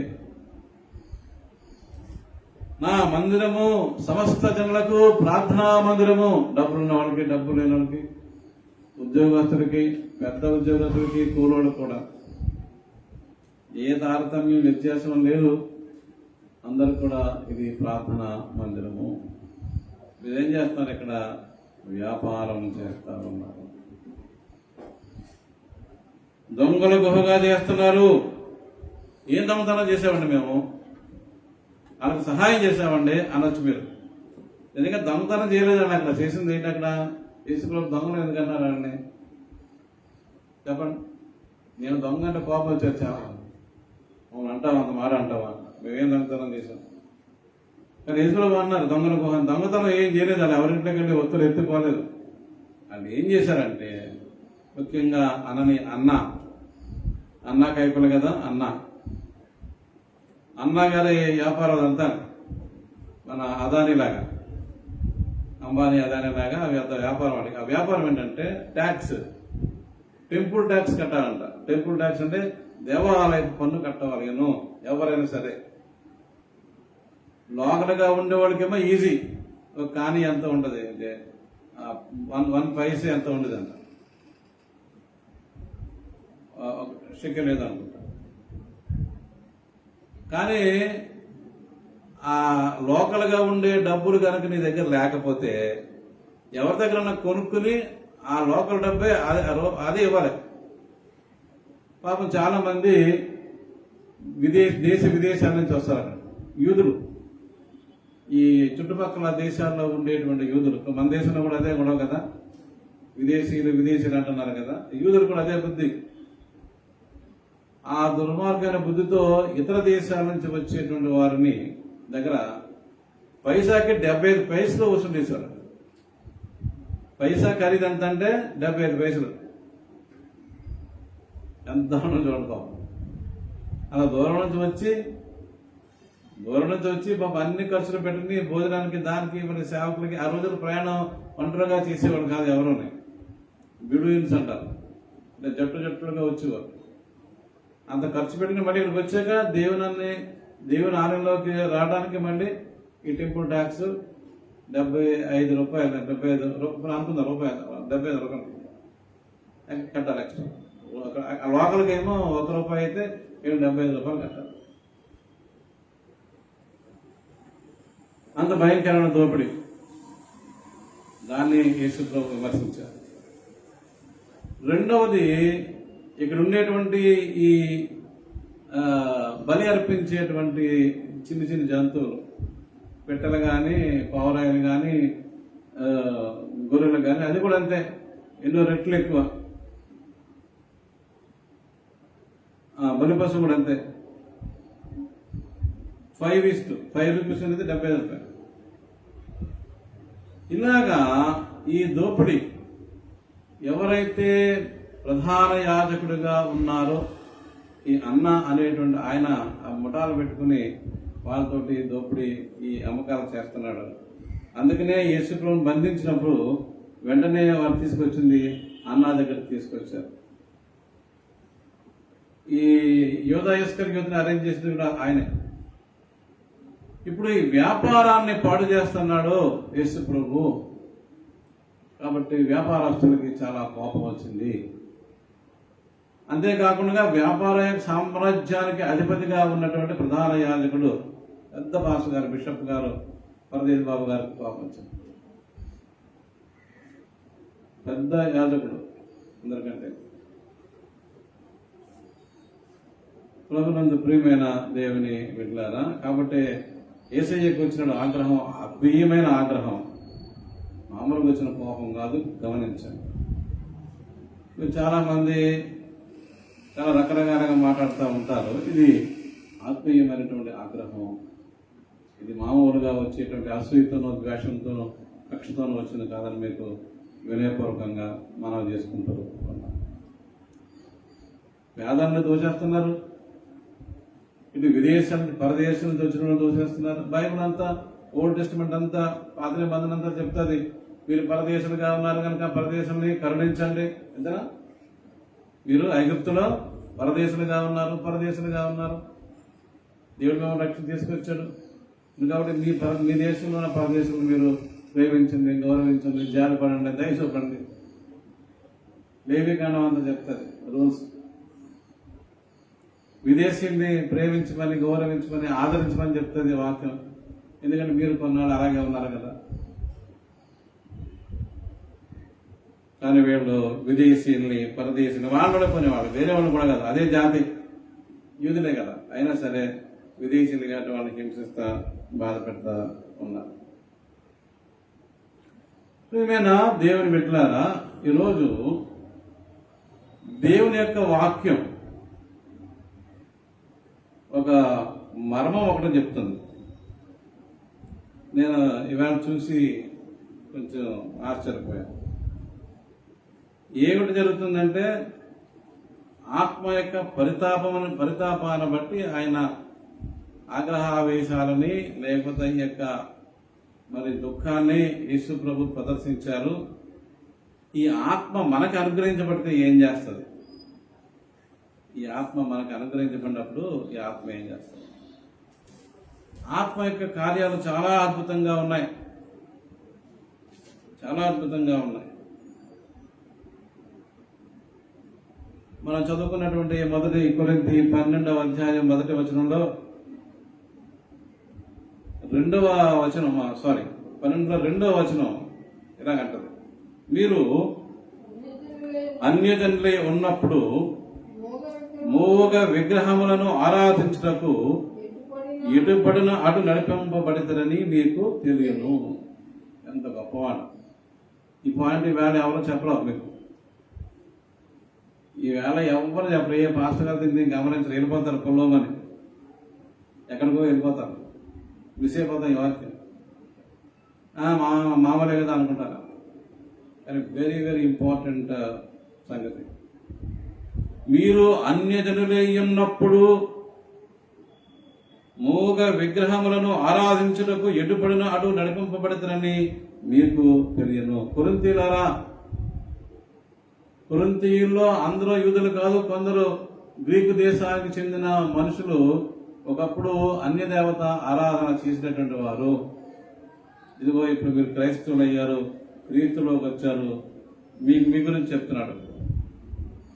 ఈ విగ్రహారాధన చేసినప్పుడు మీరు ఎలా పడితే అలా ఉన్నారు, మీరు అడ్డు అదుపులేదు. ఎలా ఉన్నారంటే, ఎటు పడిన అటు నడిపింపబడితేనని. ఓ గ్రీసు దేశస్తులారా, మీరు విగ్రహారాధికులై ఉన్నప్పుడు ఎటు పడితే అటు నడిపింపబడితేనని. నేను చూశాను, క్రైస్తవులుగా మారినటువంటి దళితులు, వీళ్ళు కూడా ఇదే బుద్ధి, ఎటు పడితే అటు నడిపింపబడినటువంటి వాళ్ళలాగా ఉంటారు. నియమ నిబద్ధత ఏముండదో, నియమాలంటేనే కోపం వచ్చేది, కట్టుబాట్లు అంటేనే కోపం వచ్చింది. మీరు చేసేస్తున్నారా అంటారు. బాబు రూల్ ఇది, పద్ధతి ఇదంటే మీరు చేసేస్తున్నారా. నియమాలు, కట్టుబాట్లు, పద్ధతి అంటేనే కోపం వచ్చింది దళితులకి. మిగతా వాళ్ళు కొంచెం పర్లేదు. బ్రాహ్మణులు మిగిలిన హిందువులు బాగానే కంట్రోల్ చేస్తున్నారు. ఇది పద్ధతిరా బాబు అని చెప్తే పాపం వాళ్ళు అంటారు. ఆయన ఏం చెప్తాడు అది వేరే సంగతే. కానీ క్రైస్తవులుగా మారిన దళితులుగా మాత్రం ఇది పద్ధతి అంటే కోపం వచ్చింది, చెప్పకూడదు. పాస్టర్లు పైకి అందరూ గౌరవించినట్టు, పాస్టర్లని విశ్వాసం గౌరవించినట్టుగా కనపడతారు, రోదనం తెచ్చినా కానీ కాదండి, చాలా కోపం ఉంటుంది. ఉత్తరే పండుగ నిజం కాదు. లోపం లోపం.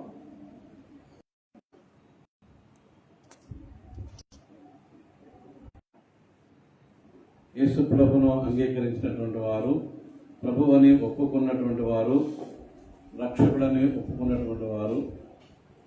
కాబట్టి మీ మీదకి పరిశుద్ధాత్ముడు దిగివచ్చి మీకు కృపావరాలు అనుగ్రహిస్తున్నాడు. గిఫ్ట్స్ కనిపిస్తుంది.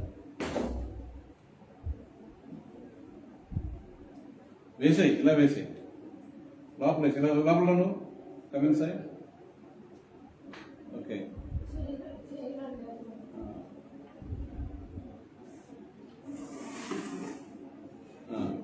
దాన్ని జరిపారు. మీకు కృపావరాలు ఇచ్చాడు, కృపావరాలు అనుగ్రహించాడు. ఎంత గొప్ప దేవుడు! నానా విధములుగా ఉన్నవంట కృపావరాలు. మెర్సీ గిఫ్ట్స్ మీకు. అయితే ఆత్మ ఒకడే మీకు ఇవ్వబడినటువంటి ఆత్మ ఒకటే. కానీ నీకు పరిచర్యలు నా పరిచర్య చేయడానికి రకరకాలుగా దేవుడు ఇచ్చాడు అని పౌలు మహాశయుడు కొరింథీయులతో మాట్లాడుతూ ఉన్నాడు. ఏమేంటంటే అవి, ఒకటి, నువ్వు యేసు ప్రభువుని ఒప్పుకోవడం. అది ఆత్మపరంగా జరిగింది. ఆత్మ ఏం చేస్తానంటే నువ్వు యేసు ప్రభువుని ఒప్పుకునేలాగా చేస్తుంది. రెండోది ఏం చేస్తుందంటే నీకు బుద్ధి కలిగించేటువంటి వాక్యం. బుద్ధి అంటే ఇంటలెక్ట్ అంటాం ఇంగ్లీష్లో. ఇంటలెక్ట్ నేను చాలాసార్లు చెప్తాను. మైండ్లో, మనస్సు, బుద్ధి, జ్ఞానము, చిత్తము, సంకల్పం అన్నీ ఉంటాయి. అంతరింద్రియాలు అంటారు. బాహ్యేంద్రియాలు, అంతరింద్రియాలు. దాంట్లో నీకు బుద్ధి కలిగించేటువంటి బుద్ధి వికసించేటువంటి వాక్యం ఉంటుంది. ఈ మాట చాలా మందికి తెలియదు. అందుకనే క్రైస్తవులే అనేక వస్తువులు కనిపెట్టారు. పాపం కొంతమంది ఒప్పుకోలేరు. వాళ్ళు సైంటిస్టులు ఉంటా ఉంటారు. ఈ మొఖం సైంటిస్ట్ అయిన ప్రతి వాడికి ముందు క్రిస్టియనే. క్రిస్టియానిటీ దేవుని యొక్క కృపావరం వల్ల వాడు ఏం చేశాడంటే ఇంటలెక్ట్గా తయారాడు, ఇంటెలిజెంట్గా తయారాడు. మనోవికాసం జరిగింది. అడిగి బుద్ధివాక్యము అందించేటువంటి వాళ్ళు ఉంటారు బోధకుల్లో. మూడో రకం జ్ఞానవాక్యం, ఇన్ఫర్మేషన్, జ్ఞానం. అంటే టు నో, నాలెడ్జ్. జ్ఞానవాక్యము 8వ వచనం నుంచి కదా ఉన్నాయన్నీ. ఎలాగనగా ఒకనికి ఆత్మమూలముగా బుద్ధివాక్యమును, మరి ఒకనికి ఆత్మను అనుసరించి జ్ఞానవాక్యమును, మరి ఒకనికి ఆ ఆత్మ వలనే విశ్వాసమును. ఇందా చెప్పుకున్నాం కదా మనం. యేసు ప్రభువును ఒప్పుకోవాలంటే విశ్వాసం ఉండాలంటే కూడా ఆత్మ కావాలి. ఉత్తరం ఒప్పుకోలేరు. చాలా మంది ఒప్పుకోవడం లేదు. ఎందుకని మనం బాధపడుతూ ఉంటాం.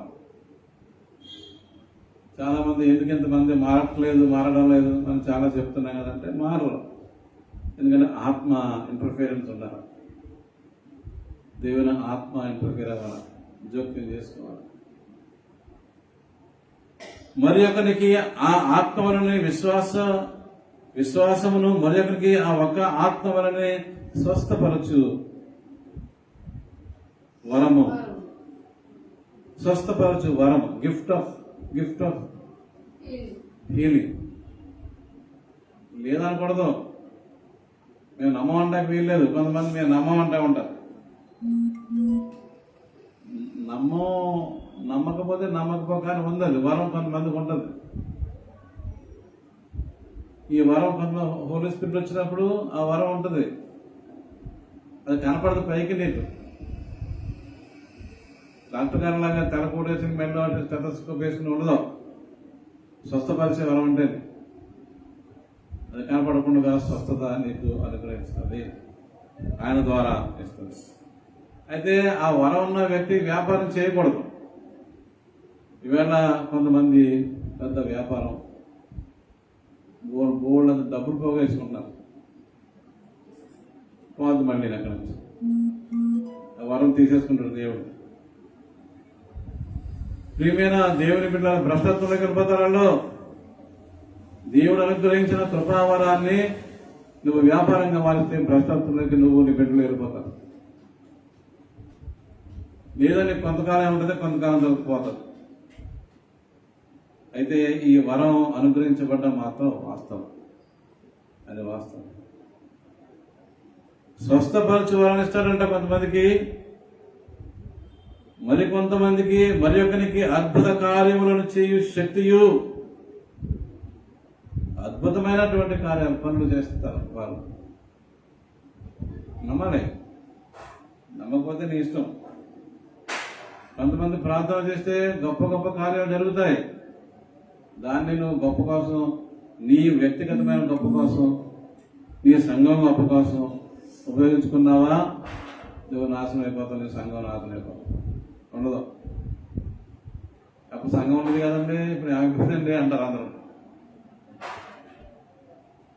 ఈరోజు చాలా జాగ్రత్తగా ఆత్మవరాలను బట్టి మనం అర్థం చేసుకోవాల్సిన అవసరం ఉంది.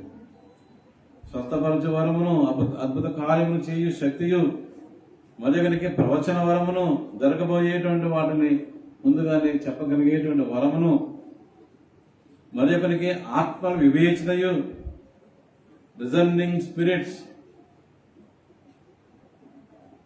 ఆత్మల్ని వివేచించేటువంటి శక్తి దేవుడు నీకు ఇస్తాడు. జాగ్రత్త, అందరినీ నమ్మకూడదంట. ఎవరిని నమ్మాలో ఎవరిని నమ్మకూడదో చెప్పుకొని తెలుసుకోవాలి. అందరినీ నమ్మేమని లేదు బైబిల్. 1 యోహాను 4వ అధ్యాయం, 1 యోహాను పత్రిక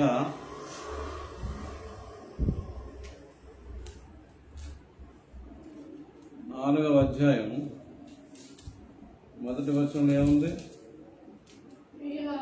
ప్రియులారా, అనేకులైన అబద్ధ ప్రవక్తలు లోకములోనికి బయలు వెళ్ళి ఉన్నారు కనుక ప్రతి ఆత్మను నమ్మక ఆయా ఆత్మలు దేవుని సంబంధమైనవో కావో పరీక్షించుడి. దీనికి కూడా నీకు ఆత్మ కావాలి.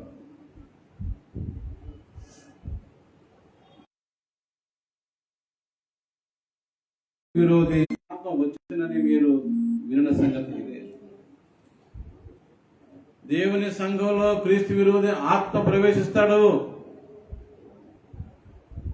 వారే ఈ నాశనానికి కారణం, అవినీతికి కారణం. కోపడకండి. ఎంతమంది పాస్టర్లు, బిషప్పులు దేవుని విరోధులుగా తయారైపోయారు. ముందు లేకపోవచ్చు, కానీ ఒకసారి వచ్చిన తర్వాత వారు క్రీస్తు విరోధులుగా తయారవుతూ ఉన్నారు. సేవలోనే ఉంటారు, ఎక్కడ ఉండరు, వేరే చోట ఉండరు. మోడీ గారు, అమిత్ షా కాదు, మన పాస్టర్లోనే బిషప్లోనే క్రీస్తు విరోధులుగా ఉండేవాళ్ళు ఉంటారు. ఇప్పుడు నీకు ఇతను సరైనవాడా కాదా, ఈ బిషప్, ఈ పాస్టర్ గారు సరైనవాడు కాదా, అవునా, ఈ సేవకుడు దైవజనుడు, ఈ సేవకుడు సరైనటువంటి ఆత్మ కలిగి ఉన్నాడా లేదా, దురాత్మ కలిగి మనల్ని మోసం చేస్తున్నాడా అని తెలుసుకోవడానికి నీకు దేవుని ఆత్మ కావాలి, డిజర్నింగ్ స్పిరిట్. అవునా కాదా? దానికి నీలో ముందు ఆ దేవుని ఆత్మ ఉండాలి. నీలో దేవుని ఆత్మ లేకుండా నీలో దురాత్మ ఉంటే కనుక, మానవాత్మ దురాత్మ ఉంటే నువ్వు కనిపెట్టలేవు. కానీ దేవుడు తనకు లోపడి ఉన్నటువంటి వారికి ఈ డిజర్నింగ్ స్పిరిట్, వివేచన, మరి ఒకరికి ఆత్మ వివేచనయు, ఈయన అడిగితే చెప్పేస్తారు మీకు. మా పాస్టర్ గారు ఇలా ఉన్నారండి, ఆయన సరైనవాడు కాదంటే చెప్పేస్తారు ఈ ఆత్మ ఉన్నవాడు. లేదమ్మా, ఈయన దురాత్మకి క్రీస్తు విరోధికి సంబంధించినాడు అని చెప్తారు. కనుక్కోవాలి. మీరేం చేస్తారంటే ఈ లోకంలో ఉండే హంగులు ఆర్భటాలకి ఆకర్షింపులు వెళ్ళిపోతున్నారు. ఈ హైదరాబాద్లోనే భోజనానికి వెళ్ళిపోతారు. చర్చి దగ్గర భోజనం పెడతారంటే వెళ్ళిపోతున్నారు. భోజనం ఆత్మని భోజనం కోసం వెళ్ళేవాడు. భోజనం పెట్టేవాడు మంచోడే, కానీ దానికోసం వెళ్ళేవాళ్ళే దురాత్మలు. ప్రభునందు ప్రియమైన దేవుని బిడ్డలారా, నువ్వు విచారించుకోవాలి, తెలుసుకోవాలి. వివేచించేటువంటి ఆత్మ, వివేచనాపూర్వకమైన ఆత్మ నీకు దేవుడు ఇస్తాడు. మరొకనికి నానా విధ భాషలను, మరి ఒకనికి భాషల అర్థము చెప్పు శక్తియు అనుగ్రహింపబడి ఉన్నవి. అయినను వీటన్నిటినీ ఆ ఆత్మ ఒకటే తన చిత్తంలో చొప్పున ప్రతివానికి ప్రత్యేకముగా పనిచేయచ్చు కార్యసిద్ధి కలుగజేయుచున్నాడు. కార్యసిద్ధి ఆయన యొక్క పనులు నెరవేర్చుకోవడానికి సిద్ధపడుతున్నాడు. ప్రభునందు ప్రియమైన దేవుని బిడ్డలారా, సోదరి సోదరులారా, ఈరోజు ఈ ప్రాముఖ్యమైన ఈ ప్రశస్తమైనటువంటి వాక్య భాగాలు మన జీవితంలో మరీ మననం చేసుకోవాలి. ఆత్మ నిన్ను ఎలా నడిపిస్తుందో నువ్వు గమనించుకోవాలి. ప్రార్థన చేయాలి. దేవా, నీ ఆత్మతో నన్ను నడిపించు అని ప్రార్థన చేయాలి. మనం ఎంతసేపు విశ్వాసం గురించి, మన విశ్వాసాన్ని బలపరచమని మనం ప్రార్థన చేయం. సరైన నడిపింపు కోసం ప్రార్థన చేయం. కానీ మన రిక్వైర్మెంట్స్ ఏమైతే ఉన్నాయో, వసతులు ఏమైతే ఉన్నాయో వాటిని బట్టి ప్రార్థన చేస్తాను. నేను కూడా కానీ నాకు సరైన విశ్వాసాన్ని నడిపించు. జాగ్రత్త. చాలా మంది క్రైస్తవులు చాలా ఎక్కువగా మిస్లీడ్ అయిపోతా ఉన్నారు. అందుకనే మన మీద రకరకాల ఒత్తిళ్లు వస్తున్నాయి. ఈ దేశంలో ఉన్న విశ్వాసులు సరిగా లేకపోవడం వల్లనే దేవుని సువార్త ప్రకటించబడటం లేదు. తప్పుడు బోధనలు ప్రకటించబడడం వలననే ఈ రోజున క్రైస్తవులు ఇక్కడ అల్పసంఖ్యాకులుగా ఉన్నారు. అయినా మనకేమీ చలనం లేదు, భయపడడం లేదు. మొన్న ఒక వాట్సాప్లో నేను ఒక ప్రశ్న వేశాను. మన కేంద్ర ఆర్థిక మంత్రిని నిర్మలా సీతారామన్ గారి భర్త అయినటువంటి పరకాల ప్రభాకర్ గారు ఒక మాట చెప్పాడు. ఆయన ఏమంటున్నాడంటే, చాలా త్వరగా దేశమంతటా కూడా మణిపూర్ లాగా అయిపోతుంది అన్నాడు. మణిపూర్ లాగా అవడం అంటే ఏంటో మనం తెలవాలి. మణిపూర్లో ఏం జరిగిందంటే 65,000 మంది క్రైస్తవులు ఉన్నవాళ్ళు వాళ్ళే. ఈ 65,000 మంది క్రైస్తవుల ఇళ్లను కూల్చేశారు మిగిలిన హిందువుల్లో ఒక సంస్థ బజరంగ దళకి అనుబంధ సంస్థ ఉంది. కొంతమంది చంపేశారు, నేకెడ్గా పర్యటన చేయించారు, నగ్నంగా నడిపించారు మహిళల్ని, చాలా అసహ్యకరంగా అవమానపరిచారు మహిళల్ని, గౌరవప్రదమైన బిడ్డల్ని అవమానపరిచారు బజరంగ దళం. ఆ యొక్క సంగతి జరిగింది ఆ యొక్క మణిపూర్లో. ఇప్పటికే అక్కడ ఉన్న క్రైస్తవులు అందరూ ప్రభుత్వం ఏర్పాటు చేసేటువంటి టెంట్స్లో, గుడారాల్లో జీవిస్తూ ఉన్నారు. ఇల్లు లేవు, ఇళ్ళని మొత్తం కాల్చేశారు. సరే, మరి ఆయన ఉద్దేశం ఏంటో మనకు తెలియదు. ఏం జరగబోతుందో దేశమంతా అలాగే జరగబోతుంది. క్రైస్తవుల్ని మొత్తం నాశనం చేయడానికి ప్లాన్స్ వేస్తున్నారు. ఇది ఆర్ఎస్ఎస్ ముందు నుంచి ప్లాన్ వేసుకుంది. ఈ దేశాన్ని హిందూగా మార్చాలని ఇంకెవరు ఉండకూడదు ఇక్కడ. వాళ్ళు ఏం చెప్తారంటే, మాకు ఇది ఒకటే దేశం, మీకు అన్ని దేశాలు ఉన్నాయి. మతలేని వాదన అన్నమాట. బుద్ధున్నవాడు మాట్లాడాగా ఒకటే దేశం ఉంది, హిందూ దేశం, మీకేమో చాలా దేశాలు. ఏంటది? మతాన్ని బట్టి ఉంటారా దేశంలో, లేకపోతే సహజంగా బిడ్డలు తల్లిదండ్రులు బట్టి ఉంటామా? తల్లిదండ్రులను బట్టే ఉంటాం అక్కడ. కానీ వాళ్ళు దుర్మార్గంగా ఏమో ఆర్గ్యూ చేస్తారంటే, మాకు ఏ దేశం లేదు, ఇంకా మాకు ఇది ఒకటే దేశం, మీరు వెళ్ళిపోండి. మేము హిందువులే ఉంటామని చెప్పి చెప్తున్నారు. అమాయకత్వం కాదు, కానీ విపరీతమైనటువంటి ద్వేషాన్ని పెంచారు. వాళ్ళకి ఆలోచించేటువంటిది లేదు, ఇంకా బుర్ర పనిచేయడానికి. అదే ఉంది బుర్రలాడికి. ఏం మాట్లాడుతున్నారా నువ్వు అన్నా సరే వింటాడు. నువ్వేం మాట్లాడుతున్నారా? వాళ్ళు ఎక్కడ పుట్టిన వాళ్ళే, ఇక్కడ ఎన్నో తరాలుగా వేల ఏళ్ళుగా ఉన్నాం. దళితులైతే దళితులు, కొంతమంది శూద్రులు, అందరు శూద్రులు కాదు. నేను ఈ మధ్య ఒక సిద్ధాంతం చెప్తాను. శూద్రులు 2 రకాలు. ఆది శూద్రులు వేరు, స్థానిక శూద్రులు వేరు అని చెప్తున్నాను నేను. ఎవరన్నా పరిశోధించే బాగుంటుంది. అందుకనే అంబేద్కర్ కూడా ఒక ప్రశ్న వేశాడు, హూ వర్ శూద్రాస్ అనే బుక్ రాశాడు ఆయన. హూ వర్ శూద్రాస్ ఆయన క్వశ్చన్ మార్క్ వేసి వదిలేశాడు ఆయన. దాని ఉద్దేశం అంటే మనం రీసెర్చ్ ఇంకా చేయాలని, రీసెర్చ్ మనం చేయాలని. ఎవరైనా చేస్తే బాగుంటుంది. స్థానికంగా పుట్టినటువంటి వాళ్ళు, వేల సంవత్సరాలుగా ఉన్న వాళ్ళేమో క్రైస్తవం స్వీకరించుతున్నారు కాబట్టి వెళ్ళిపోరండి ఎక్కడికో. ఆయన హిందూగా ఉన్నాడు కాబట్టి ఇక్కడ ఉండిపోతారంట, మనం వెళ్ళిపోతాం. అలాంటి రోజులు వచ్చాయి, బుద్ధి బుర్ర లేని రోజులు వచ్చాయి. కాబట్టి క్రైస్తవులు తప్పే అంటున్నాను. అది నేను, నువ్వు సరైనటువంటి బోధన చేయలేదు. వాక్యం చెప్పవు. ఇప్పటికీ వాక్యం ఏముందో దాన్ని చెప్పవు. నీకేది ఇష్టమవుతుంది అని చెప్పేస్తాను. కాబట్టి ఈరోజు క్రైస్తవుడిగా పుట్టిన ప్రతి వానికి పెద్ద బాధ్యత ఉంది.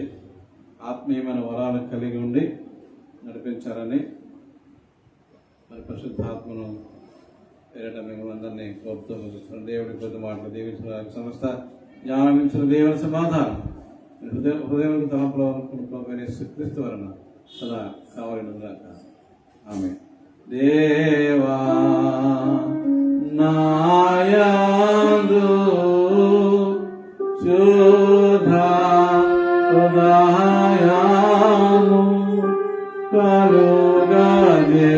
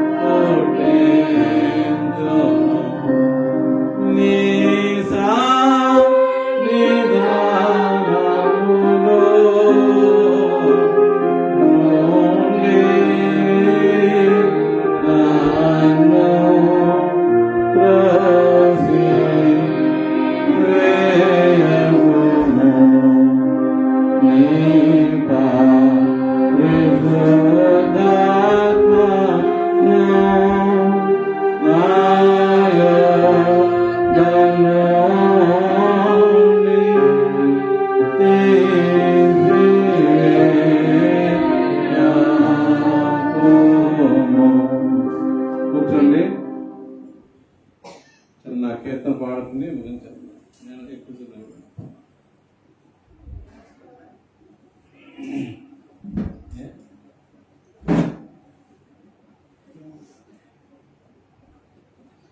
ఆత్మ నడుపు కీర్తన సందేహం ప్రార్థన చేయాలా ఉన్నారు. పిల్లల తండ్రి దగ్గర మా నాయన దేశంలో ప్రత్యేకమైన కాంగ్రెస్ బాబు మీకు వందనాలు దీవించండి. మా జీవితాల్లో మీరు చేసిన ప్రతి మేలు బట్టి మీరు పొందనాలు. మీరు ఆశ్రయించండి, ఆలోచన స్వీకరించి ఆయుష్ను ఆరోగ్యం బాగా క్షేమాన్ని బాపు రాకపోకుండా ఆపుల రక్షణ అలాగే లోరీని చనిబిడ్డను దయచేసి జీవించాలి. కుటుంబంలో ప్రతి ఒక్కరిని పేరు వర్షం జీవించమని చేసుకునే నామాన్ని బట్టి ప్రతిలాడు వేడుకొని ప్రార్థిస్తున్నాము తండ్రి. నేనాది ఆత్మనోడు కింద దింపలేము. ఆత్మనడుపు సత్యము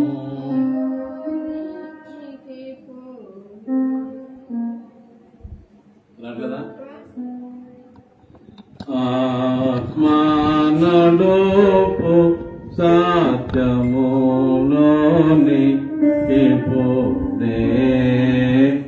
ఆత్మా నడుపు ఆత్మాని సాయము అధికముగా నీతి ఆత్మానందముతో వరదనమునా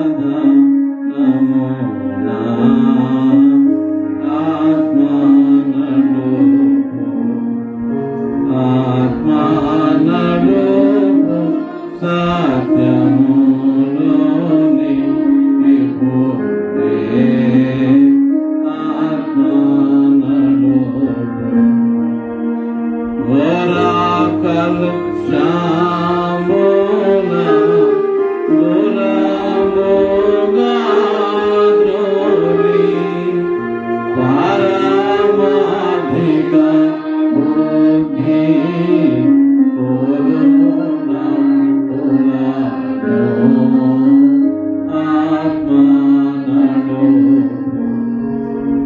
ఆత్మా నడుపు సత్యము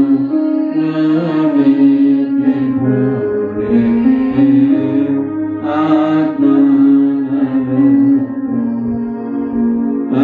అంధత్వంబు వలన మందమయ్యో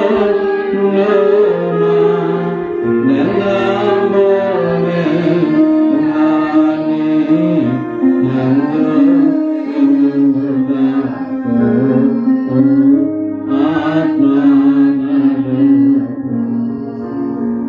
ఆత్మా నడుపు సత్యములోని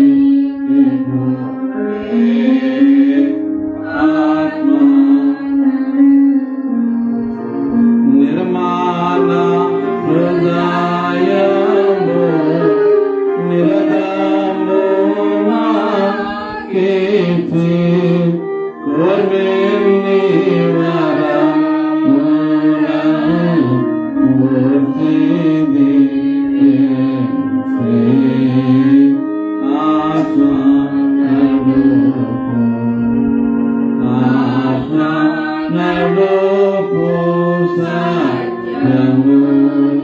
సత్యములోని విభూతే ఆత్మా నడుపు సకల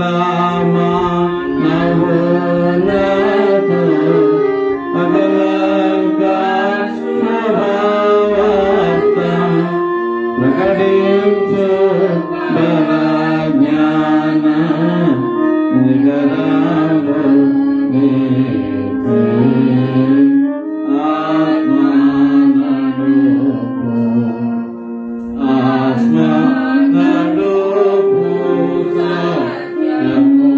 సత్యములోని విభూతే ఆత్మా నడుపు. ప్రార్థన చేసుకుందాం.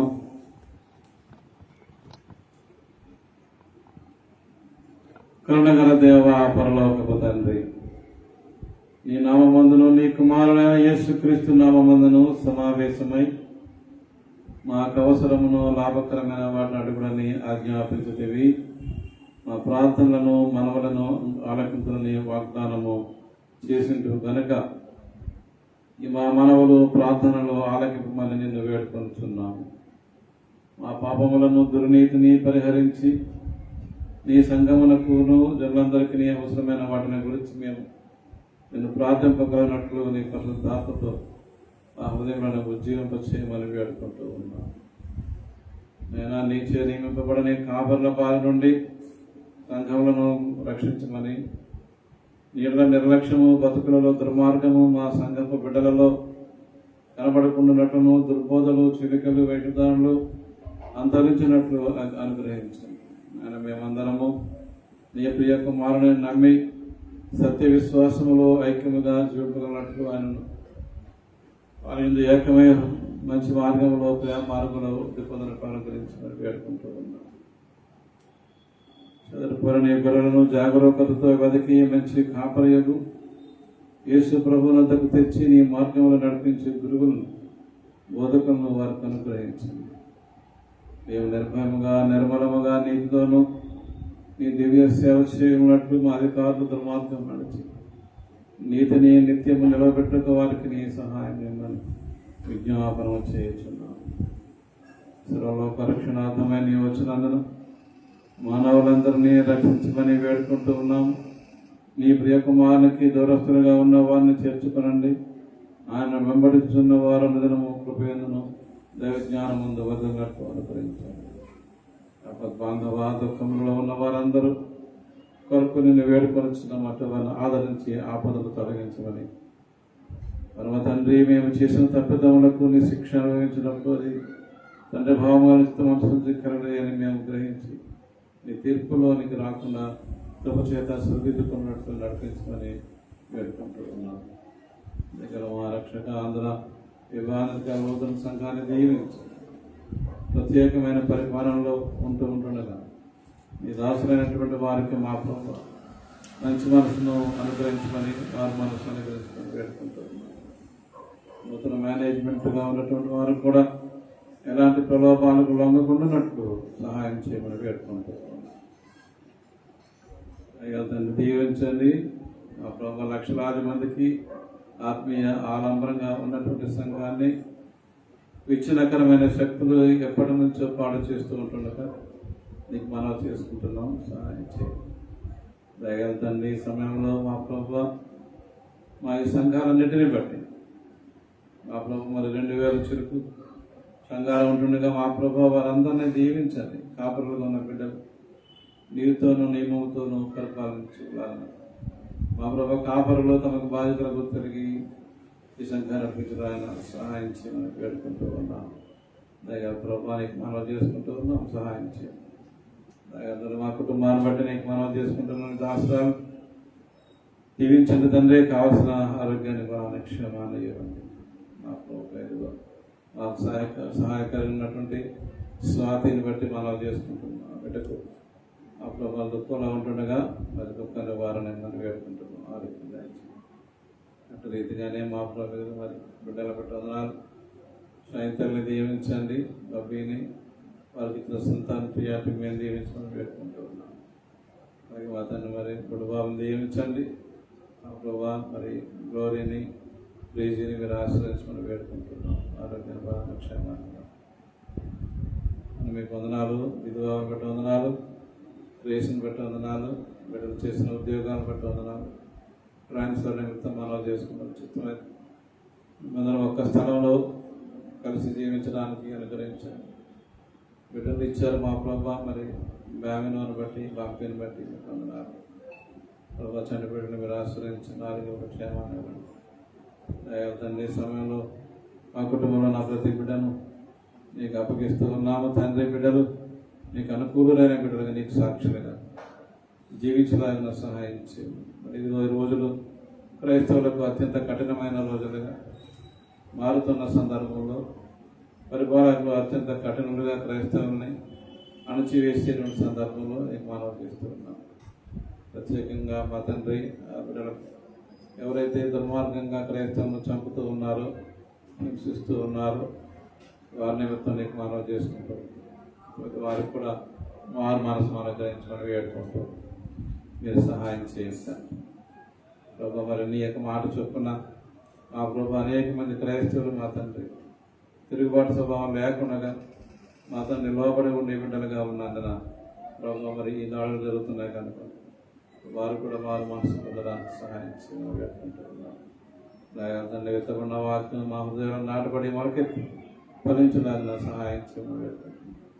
దగ్గర మా ప్రభు మరొకసారి ఆ కుటుంబం పైన, సంఘం పైన, అలాగే నాకు జరిగిన అన్యాయం కూడా నీ పాదాలు సంతోషిస్తున్నాం.